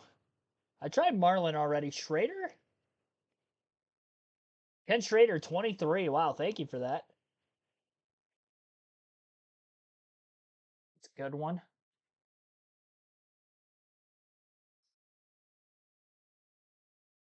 Mm.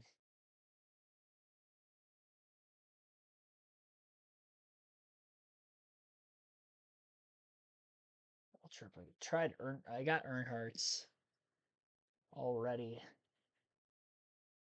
Bush, Kenseth. Any more from my time that might be on here?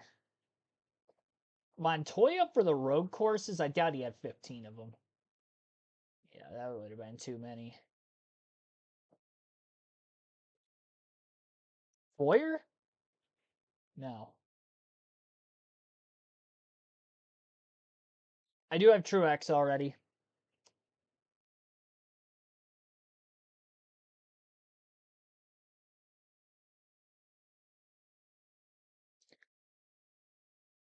Well, former champions. Benny Parsons. The Bakers. Buddy and Buck are on here. Who else has scored a ton of poles in their Cup career? 43 of 56 right now.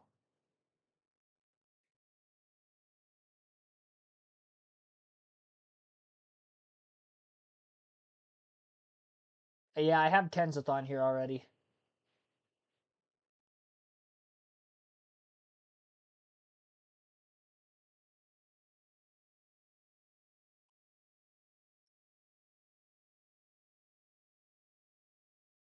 You know, I'm not entirely sure.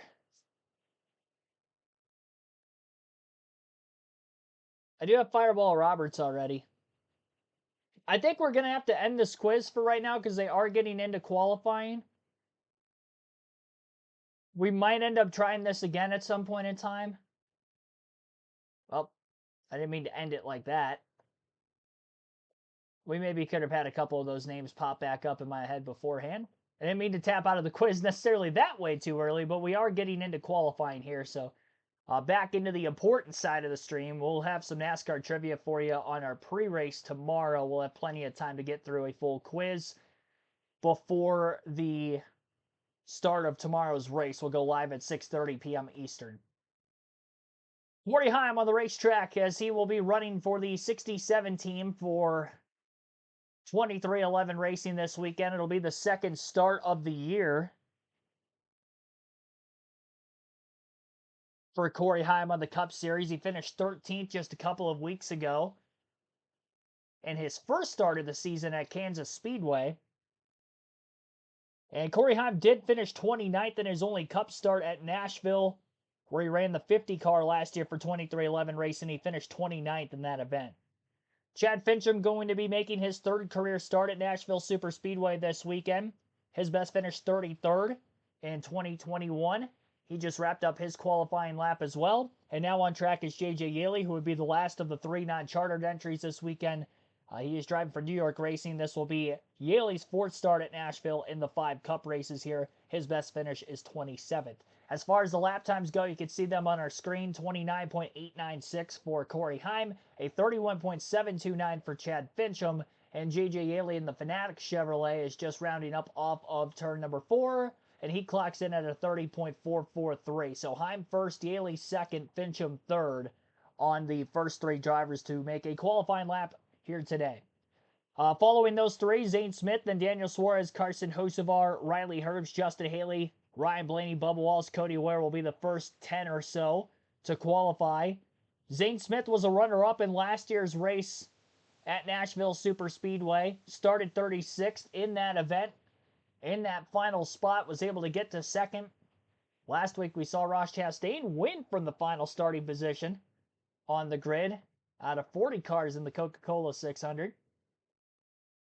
So maybe the theme is if you start at the back, you're going to be quick. That is probably not going to be the case. Seems like to win, you're going to have to qualify towards the front of the field based off of the minimal tire fall off here at Nashville from what we've seen so far. Pretty quick qualifying lap, all things considered, for Zane Smith. That was equal to the lap time that Tyler Reddick put down in practice, 29.766 for Zane. First of our first 4 qualifiers, and now it's time for Daniel Suarez. Suarez still in search for his first career top 10 at Nashville in the next-gen car. His only top 10 overall came in the inaugural race for the Cup Series here in 7th, with a 7th in 2021. So again, no top 10s in the last 3 events for Suarez at this track. And this is considered basically a home race for Trackhouse Racing. Their headquarters is based out of Tennessee, while the race shop is back home in the Charlotte area, like most of these NASCAR Cup teams. But their headquarters in Nashville. Tootsie's huge market in Nashville. Local bar, if I'm not mistaken. So this is definitely a big race for him. Chastain was able to win here a couple years ago. Daniel Suarez in the early going of qualifying puts him P2, 29.884. Time to see what Carson Hocevar can do. He was quickest in Group A/Group 1 practice. Got very close to the wall on his Turn 2 exit. On his qualifying lap right now, might have overdrove it just a bit. Hocevar's only start here at Nashville. He finished 16th after starting 15th last season. 29.754, fastest time of 6 qualifiers. Again, that being Carson Hocevar.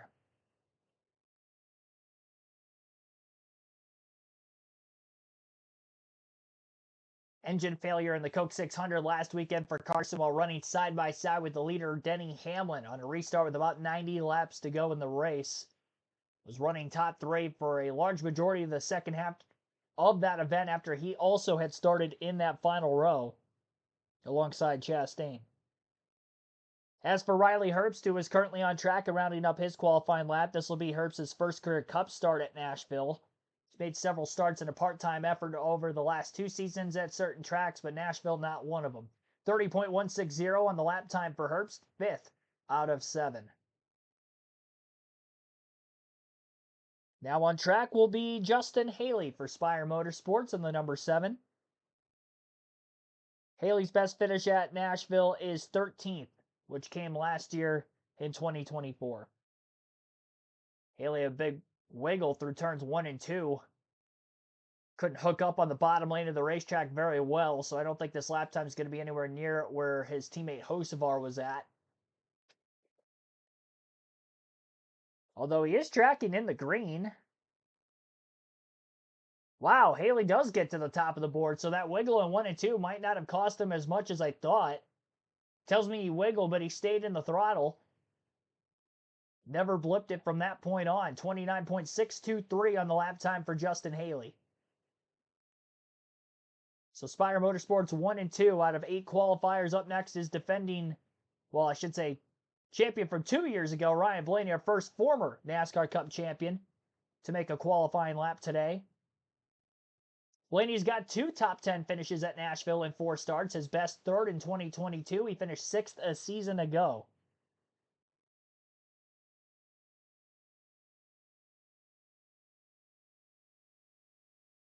And Blaney finishes up his qualifying lap. He'll also jump to the top of the speed charts. 29.601. Just over 200ths of a second quicker than Haley's lap, who ran just before him. On tap now is Bubba Wallace. Nashville best finish was last season, actually, for Bubba, where he finished 7th in that race. Only top 10 for Wallace here in Lebanon, Tennessee. Rounds the bottom of the track really well through turns 1 and 2. I'd say he looked a lot better than Ryan Blaney through 1 and 2. He was able to grip up the inside of the track, a lower exit, minimizing the amount of racetrack that he was able to use. Great lap for Bubba going. He lost a little time getting through the bump in 3 and 4 compared to Blaney's lap, but he's still going to be almost a 10th of a second in the green. It's going to be a 29.526 for Bubba Wallace. Wallace now to the top. So the last 3 drivers to make a qualifying lap have all jumped to the top of the speed charts. We'll see how much longer that streak will be able to continue on as Prime goes to commercial, and qualifying will pick up on the other side of that. Our next set of qualifiers will be Cody Ware, Kyle Larson, Cole Custer, Austin Cindric, John Hunter Nemechek, Ty Gibbs, Alex Bowman, Ty Dillon, Chris Buescher, Austin Dillon. Those will be the next 9 to 10 drivers who will make a qualifying lap on the next side of the commercial break. You're listening live on KRC to our coverage of qualifying and practice for the Cracker Barrel 400 at Nashville Superspeedway. JC Rebel Soul, Marcus Villarreal, welcome into the stream as well. Solomon Lee, thanks for tuning in. Frederico Sanchez, Santiago Kid, thanks for watching, everybody. Thanks for playing along in the quiz, by the way. I don't think I'm going to do the quizzes on the practice and qualifying streams anymore. I thought I had enough time to get it in before practice and qualifying. They usually have more of a down period between practice and qualifying, but I think with the 2 spins and adding a little bit of extra time for the drivers in Group 2 to finish out because of the Josh Berry and Kyle Busch spins, that they had to get into qualifying a little bit quicker on the broadcast side of things. There is still an Xfinity Series race, obviously, to take place at Nashville later on tonight, so there you go. There are only 3 drivers in the Cup Series that have ever scored a pole at Nashville. Ross Chastain won from the pole in 2023. Eric Almirola scored a pole in 2021 in his final Cup Series season. And then Denny Hamlin, 2024 and 2022, was able to get a pole, so 2 poles for him.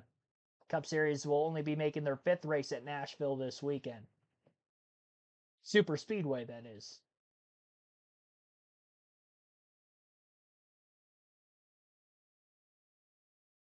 No one ever talks bad about Blaney. He's a good driver.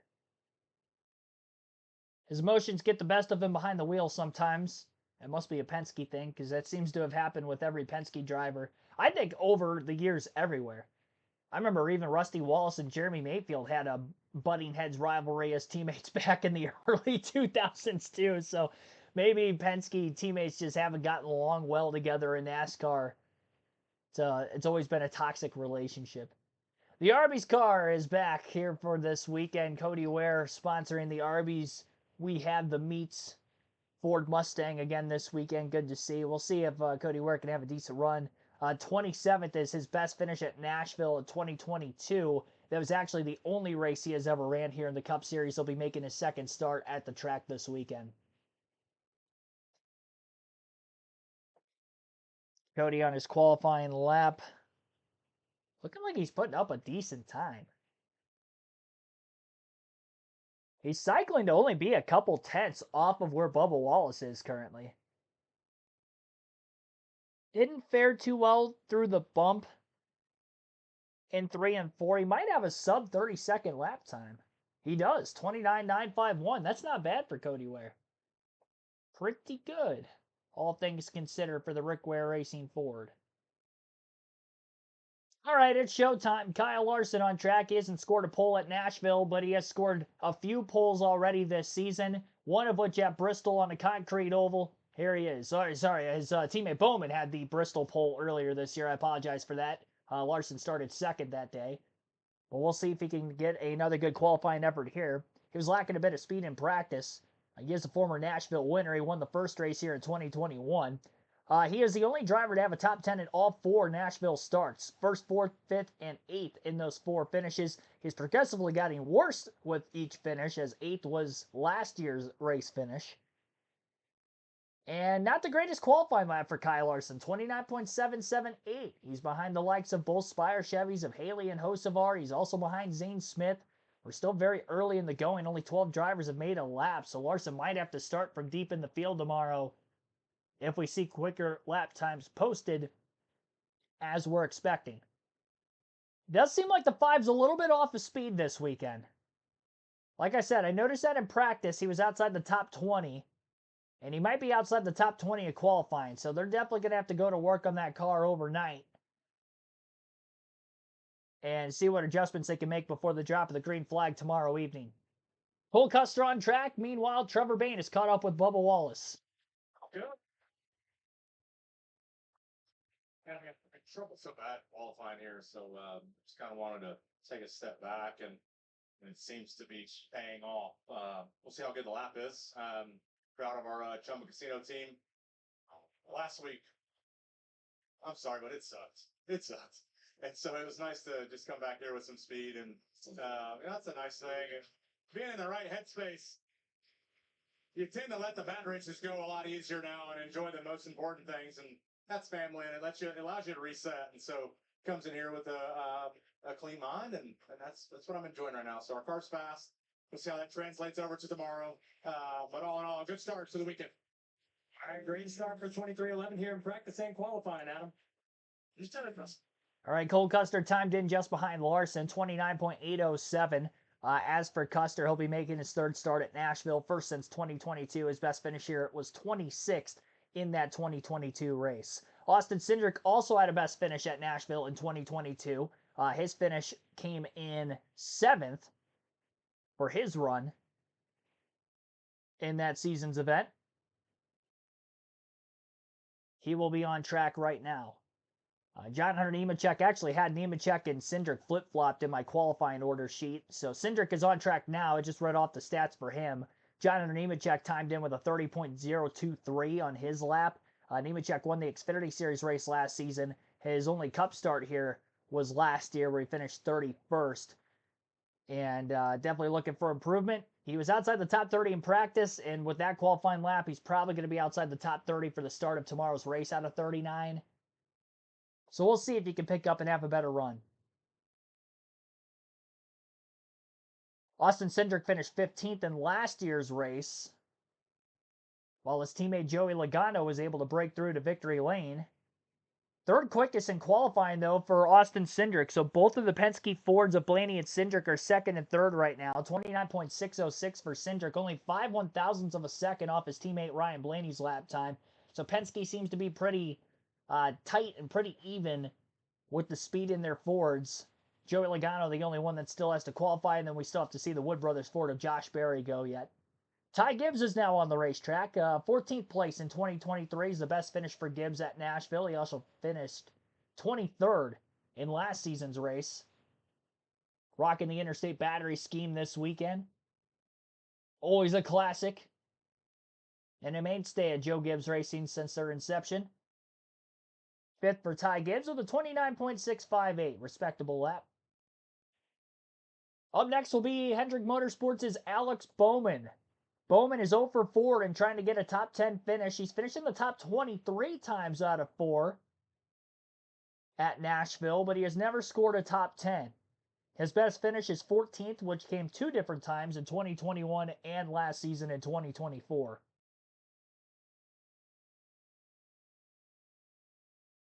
Qualifying is not going to look like he will take down Bubba Wallace for the top slot. He might be right around where Ty Gibbs just put up of a 29.65. Maybe a little bit slower than that. It looks like Bowman picks up speed through 3 and 4, but still over a tenth off of our fast lap. 6 for Bowman, so yeah, pretty close to Gibbs. 29.670. You can tell where they're tracking based on the live metric that is being used during qualifying nowadays with the graphics that they have available. And now up is Ty Dillon for Colleague Racing. 32nd last year at Nashville. His best finish here is 31st in 2022. Hasn't necessarily had great equipment in the couple of starts he's had at the track. This may be the best. His teammate AJ Allmendinger's been hot on the intermediate tracks this season, but we haven't seen that same or similar speed out of the 10 team yet.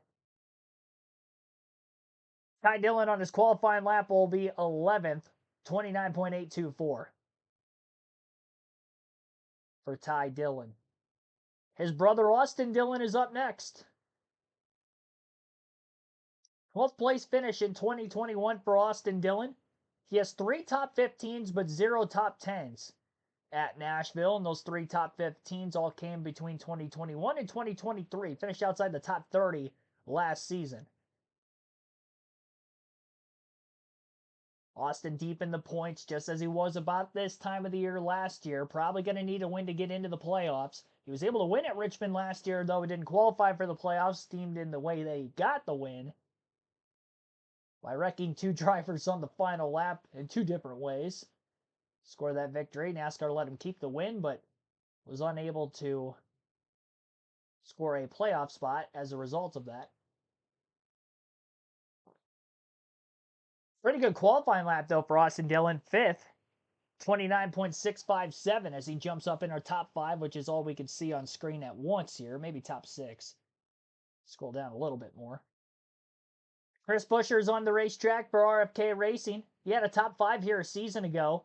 His teammate Brad Keselowski was top 5 in stages 1 and 2. Didn't get a great finish because of the overtime restarts, but RFK's had some speed at Nashville in the last few years. Brad Keselowski was also in the top 5 in practice earlier. And Chris Buescher's got speed in qualifying, top of the speed charts for Buescher, 29.443. Chris Buescher's been great in qualifying lately, though. He qualified in the front 4 at Charlotte last week. Kansas, he qualified on the front row. So RFK seems to be turning the corner here, right smack dab in the middle of the regular season. And Buescher, again, quickest so far on the timesheet. About halfway through qualifying, Shane Van Gisbergen will be the next driver out. After SVG will be Tyler Reddick, then Todd Gillen, Eric Jones, Kyle Busch. After Busch is Gregson, Logano, Berry, Keselowski, and Denny Hamlin. Misty Ray, excuse me. Thanks for tuning in. Corkster, thanks for watching.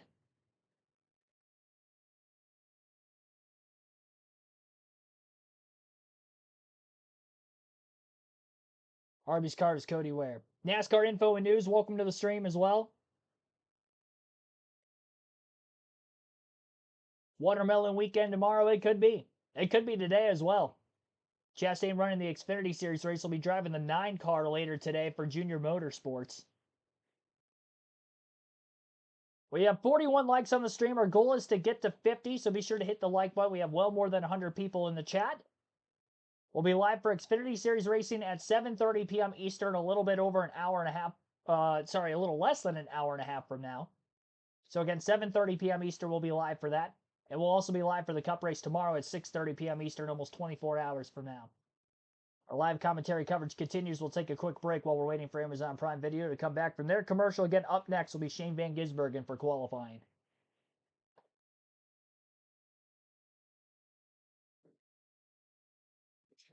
speeding through things on this 1 1/3 mile oval.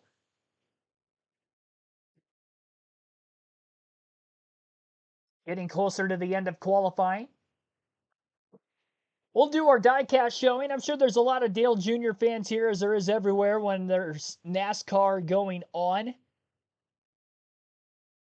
And I wanted to show this Dale Jr. diecast specifically this weekend because he had announced that in a late model race, he'll be running this paint scheme.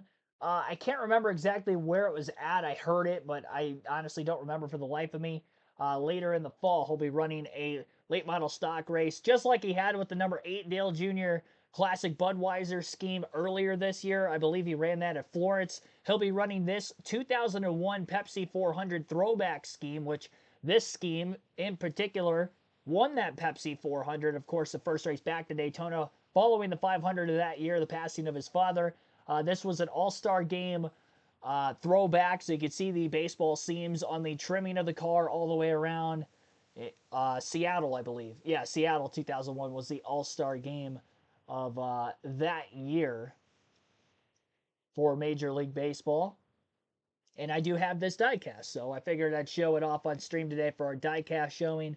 I know I've showed it off on the channel before. There's still a couple of them I haven't showed off yet, so stay tuned for this weekend as we get further along our streams. End of stage 2 is when I usually do the diecast showings for the actual races, but I kind of have to cram them in here for practice and qualifying because there really isn't a perfect time to do so with how quick and rapid things fire off. This will be the first start at Nashville for Shane Van Gisbergen. It's really the only thing note-wise that I have for him. He did have his best finish on an oval last week, 15th in the Coca-Cola 600 in the sport's longest event. Pretty solid qualifying lap for SVG here as well, 29.659. That was way better than his teammate Daniel Suarez. His other teammate Ross Chastain still has to go, but SVG making some improvements on ovals here as of late. I believe he had a top 20 at Talladega as well, if I'm not mistaken. Trying to break into the top 32 in points so he could be eligible for the opportunity to run for $1 million in the NASCAR Bracket Challenge that will start here in a couple of weeks with the in-season tournament as well. Momentum is riding high for him going into a couple of road courses in the next few weeks also. Mexico City in 2 weeks, 2 weeks after that at Sonoma. So again, 9th for SVG, 29.659. Tyler Reddick was soon after him. He nabs the top spot, blistering fast lap, 29.308. That's going to be tough to beat. Tyler Reddick to the top of the speed charts. It's an average speed of 163.368 miles per hour, is a few tenths quicker, over 3 tenths quicker than his fast lap in practice.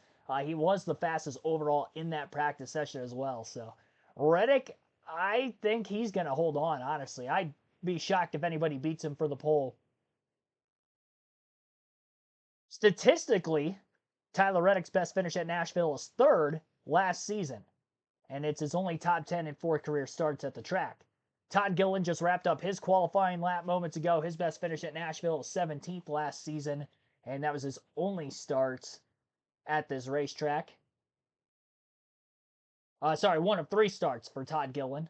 I'll get back into my notes quickly here. Apologize on that. 20th for Todd Gilliland with a 29.996. Eric Jones just wrapping up his qualifying lap. He has the best finish at Nashville, 8th in 2023. He also had a finish of 11th with the 43 team in 2022. Last year, a DNF for Jones. And this weekend for qualifying, pretty good lap, 29.589 for Eric. 4th place, currently on the speed charts. Kyle Busch, he has a couple of wins here in both the truck and the Xfinity Series at Nashville. His best finish in the Cup side was in 2023, where he finished 9th in his first year with Richard Childress Racing. He's led 76 laps across all 4 races combined at Nashville. He spun out in qualifying earlier, a clean qualifying lap. Sorry, spun out in practice earlier, but a clean qualifying lap so far.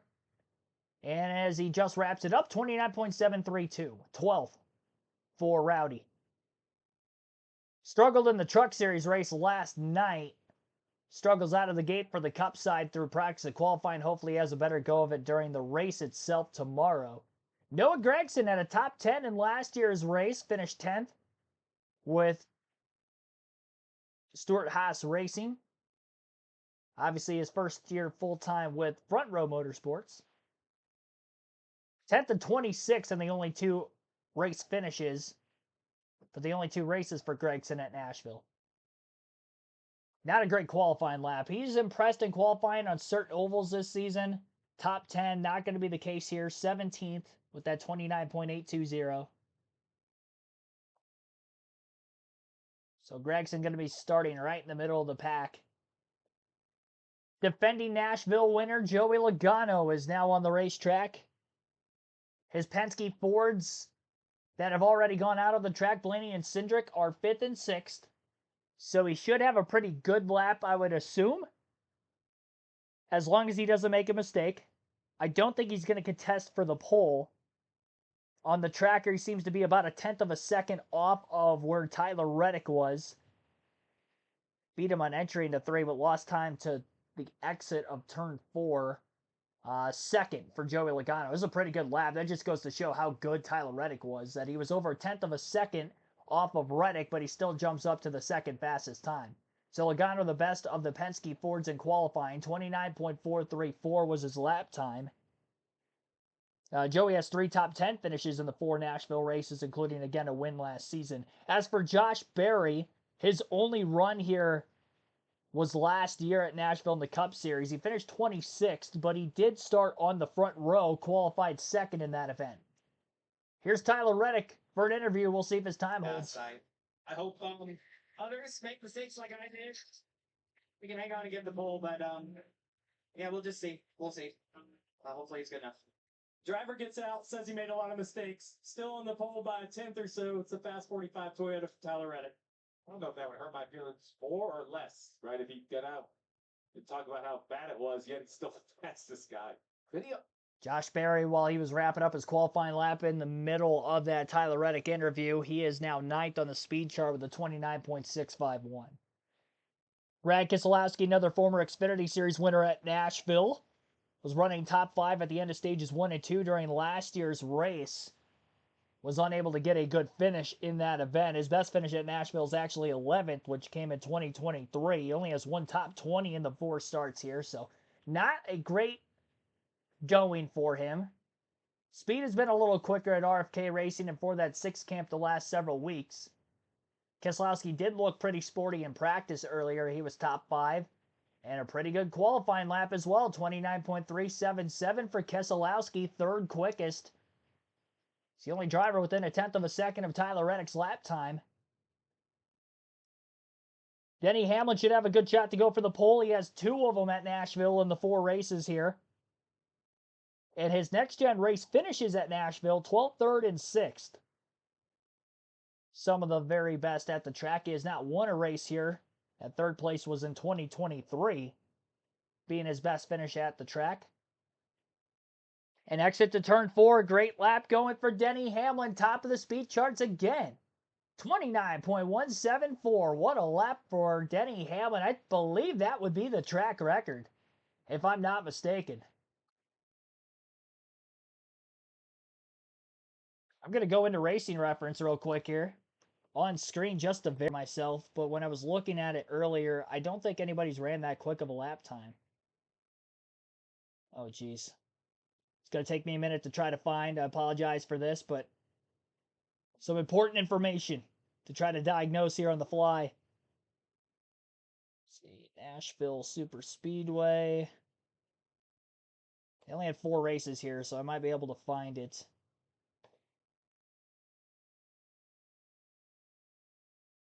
I don't know what the track record is off the top of my head. Qualifying last year, Hamlin had a 29.8. Yeah, 29.1's way quicker than that. Let's see, 2023 was Chastain. Hamlin's time still holds, by the way, behind us. 29.7.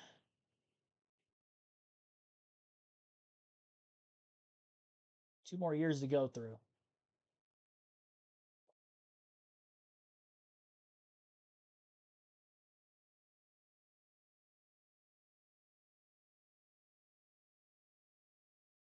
29.9.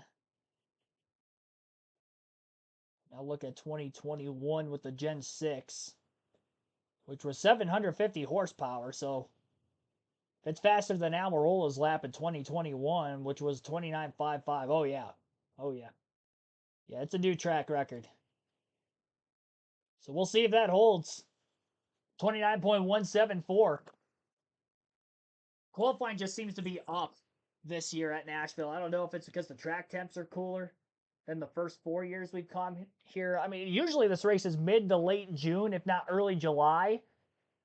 So being, late May, early June, maybe slightly cooler temps, but yeah, quickest lap time by far. Denny Hamlin just set the track record by about 0.4 of a second. But if you look at the speed charts, though, the top 7 would have the new track record. So it's not like it was just Hamlin. Ricky Stenhouse Jr. just qualified 8th quickest for him. He's having a stellar season. He's still in the top 16 in points. 29.588 for Stenhouse. Best finish here for Ricky is 6th in 2021, but he doesn't have a top 10 with the next-gen car. Ryan Preece also qualified in that stretch of me trying to find the track record. 4th best for Ryan Preece, which was last season. 16th and 30th in the other 2 Nashville starts in his Cup career. He does have 2 truck wins here. And then Michael McDowell's best finish, 13th in 2022. Michael McDowell qualified 4th with a 29.397. Ryan Preece, 29.635 is 14th. And A.J. Allmendinger, who just hit the racetrack, who won an Xfinity race here a couple of years ago, did finish 10th in 2023 in the Cup event. He also had a 11th place finish last season at Nashville. He was top 10 in practice, so he might be flirting with that 10th, 11th spot again here this weekend. He's been good on the intermediate tracks already this year, so maybe look out for AJ. Qualified 12th, so right around that range, 29.619 on the lap time for AJ. Christopher Bell is on racetrack right now. He is not going to be anywhere close to his teammate Denny Hamlin for the top spot. Top 5 still, though, for Bell, 29.387. 7th place finish is the best for Christopher in 2023. Last season, he won stages 1 and 2 and led 131 laps at Nashville, but was unable to get a good finish, had a DNF in that event. Got caught up in one of the many incidences late with the 5 overtimes and took him out of a good run. His teammate Chase Briscoe is now on the racetrack. Briscoe had a pretty good practice time for himself, and he's flirting with Denny Hamlin for the pole spot down the back straightaway. Briscoe's never had a top 20 finish in his 4 starts here. 21st in 2024. 3 other races he has finished outside the top 30. But a week ago he had a pole at Charlotte in the 600, and this week he'll jump to the top with a new track record. 29.125 for Chase Briscoe. Great lap. Average speed of 164.395 miles per hour, and just 3 drivers left to qualify to try to take that track record down. On tap is Chase Elliott. Elliott, a former winner at Nashville. 2022, he won that event. And he finished 2023 off with a 4th place finish as well. Elliott, top 5 in the point standings despite not having a win yet in 2025. He's got a good qualifying lap going, but I don't think it's going to be anything for the pole. Briscoe holds on. 9th for Chase Elliott, 29.477. Just barely inside the top 10. 2 drivers ago, Ross Chastain and William Byron. Chastain's only pole here came the year he won, 2023. He has scored 3 top 5 finishes at Nashville Superspeedway, tied with Kyle Larson for the most in the 4 races here. He led 99 and 45 laps within the last 2 races, 99 the year he won and 45 last season. Should be quick this weekend. He's coming off a win at Charlotte. Momentum is riding high for Ross and that number 1 team Trackhouse Chevrolet. And he's solid in qualifying despite not getting the top spot. 29.310 for Ross Chastain, 4th quickest with 1 driver to go. William Byron has a shot to try to go for history and get the track record at Nashville and take down the 29.125, which is the time to beat set by Chase Briscoe. 19th place finish at Nashville last year for Byron. His best finish here was third, but that was back in 2021, pre-next gen era. Down the back straightaway, entering for turns 3 and 4. He is within a few hundredths of a second of Briscoe's lap time. Can he get to the exit of turn 4 quick enough? He does not. He lost time through the bump. Still loses time off the exit of turn 4. We'll see where Byron slots in. Third for William Byron, 29.307. Best in class, highest qualifying Chevrolet. But Joe Gibbs Racing will lock out the front row this weekend. Back-to-back poles for Chase Briscoe. A pole in the 600 a week ago, and a pole here for the Cracker Barrel 400 at Nashville, which will be taking place tomorrow evening. It'll be a Sunday night race. We'll begin our coverage at 6:30 p.m. Eastern for that event. We'll also be live for the Xfinity race in about an hour from now at 7:30 p.m. Eastern. We'll get a quick interview with our pole sitter, Chase Briscoe, and then we'll go through the starting lineup for tomorrow's race. Team and Chase has gotten way more comfortable behind the wheel, but back-to-back weeks, and this week by 5/100ths over a second over your teammate. Where did you gain that 5/100ths, you think? I guess I just pushed my head farther forward or harder coming to the line. Yeah, honestly, I thought I ran a decent lap. I felt like I gave a little bit up. I thought there was definitely still more there. But it was just a smooth, clean lap, and sometimes that's what it takes. So, yeah, really, obviously a good Saturday for our Bass Pro Shops Toyota. That's 2 weeks in a row we've been able to do that now, which is nice. Just made to put a Sunday together now. So see if we can do that. Track position is going to be really, really big here tomorrow. So that's name of the game, obviously, almost everywhere we go, but certainly this place. So hopefully we can, maintain our track position and keep it up front all day long. To his point, Trevor, they have put together speed at these intermediate tracks. Can they put together the whole race? That's the question. We'll find out tomorrow night.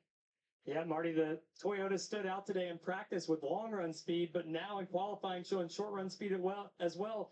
How important is this starting position with the lack of fall off and the difficulty with track position here? Yeah, it's certainly going to be a track position type race, and with very minimum fall off. It even in practice, I kept having to back up from the guys that I was catching. So it's going to be critical. Obviously, a great job our Progressive Toyota team to get us a good starting spot there. Obviously, it would be a good pit stall. I'd love to have number 1, but Chase just ruined that. So man, just really happy for the whole Joe Gibbs Racing team to get the front row there. And man, I definitely think we can race from that spot. Denny Hamlin, happy enough for second best today. Reading between the lines. Yep, I will go through the full starting lineup here in a couple moments. Just wanted to get those interviews out from our top 2 qualifiers for today. Again, Chase Briscoe, Denny Hamlin will be on the pole. Second straight pole for Briscoe. Hamlin, 3 front rows at Nashville. Almost had a third pole here in the 5 races at this racetrack for the Cup Series. Alexis Ladner, sorry. Thanks for tuning in. Raymond Koulis also, thanks for tuning in. I don't think I missed anybody shouting out wise throughout the course of the live commentary stream, but if you showed up in the chat at all and I didn't shout you out, appreciate you watching as always. Starting lineup for tomorrow's Cracker Barrel 400 will look like this. Again, front row lockout for JGR. Chase Briscoe on the pole for the second consecutive week. Denny Hamlin front row for the third time at Nashville for his career. Row number 2 will be William Byron and Tyler Reddick. Reddick was fastest in practice earlier today. Ross Chastain with Brad Keselowski making up row 3, one of the best qualifying efforts for Brad K this year. Chastain, of course, a winner last week in the Coke 600. Row 4 will be Christopher Bell and Michael McDowell. Bell a little bit off from his JGR teammates in practice, but he does have 3 wins this season, looking for number 4 tomorrow. Joey Logano with Chris Buescher will line up in row 5. Buescher, top 5 a year ago. Joey Logano, the defending winner of that race. And row number 6 will be the 2022 Nashville winner Chase Elliott alongside Bubba Wallace, who was also quick in practice, as well as a pretty decent qualifying lap. Ricky Stenhouse Jr. alongside Eric Jones in row 7. Behind them in row number 8 will be Ryan Blaney and Austin Cindric. AJ Allmendinger, Justin Haley, row 9. And row 10 will be Ryan Preece with Josh Berry. Row number 11, Austin Dillon, Ty Gibbs, Shane Van Gisbergen, and Alex Bowman in row 7. Row 12. I don't know why I said row 7. Row 13 behind them will be Kyle Busch and Carson Hocevar. Zane Smith, Kyle Larson starting deep in the field in row 14. Row 15 for Cole Custer and Noah Gragson. Outside the top 30 in row number 16, Ty Dillon with Daniel Suarez. Row 17, Corey Heim, Cody Ware. Todd Gilliland and Jonathan Nemechek in row number 18. Row 19, Riley Herbst, J.J. Yaley, and Chad Fincham rounds out the 39 car field in row 20. So that is your full starting lineup for tomorrow's race. Prime is going off the air with their qualifying and practice coverage, so we'll be going off the air here as well. We'll be live in another hour for the NASCAR Xfinity Series race later tonight at Nashville. 7:30 p.m. Eastern start there, and again tomorrow evening, 6:30 p.m. Eastern, we'll go live with our pre-race coverage. Be sure to hit the like button on the stream if you haven't done so yet. It helps drive the NASCAR content on this channel, which we do every weekend for NASCAR Cup, Xfinity, and Truck Series races, as well as Cup practice and qualifying with my commentary, as you heard throughout the course of this stream. For more of that and much more beyond that, be sure to tune in. Again, subscribe, like on your way out. Appreciate you hitting the like button so far that we were able to get to our goal today, and see you soon, everyone.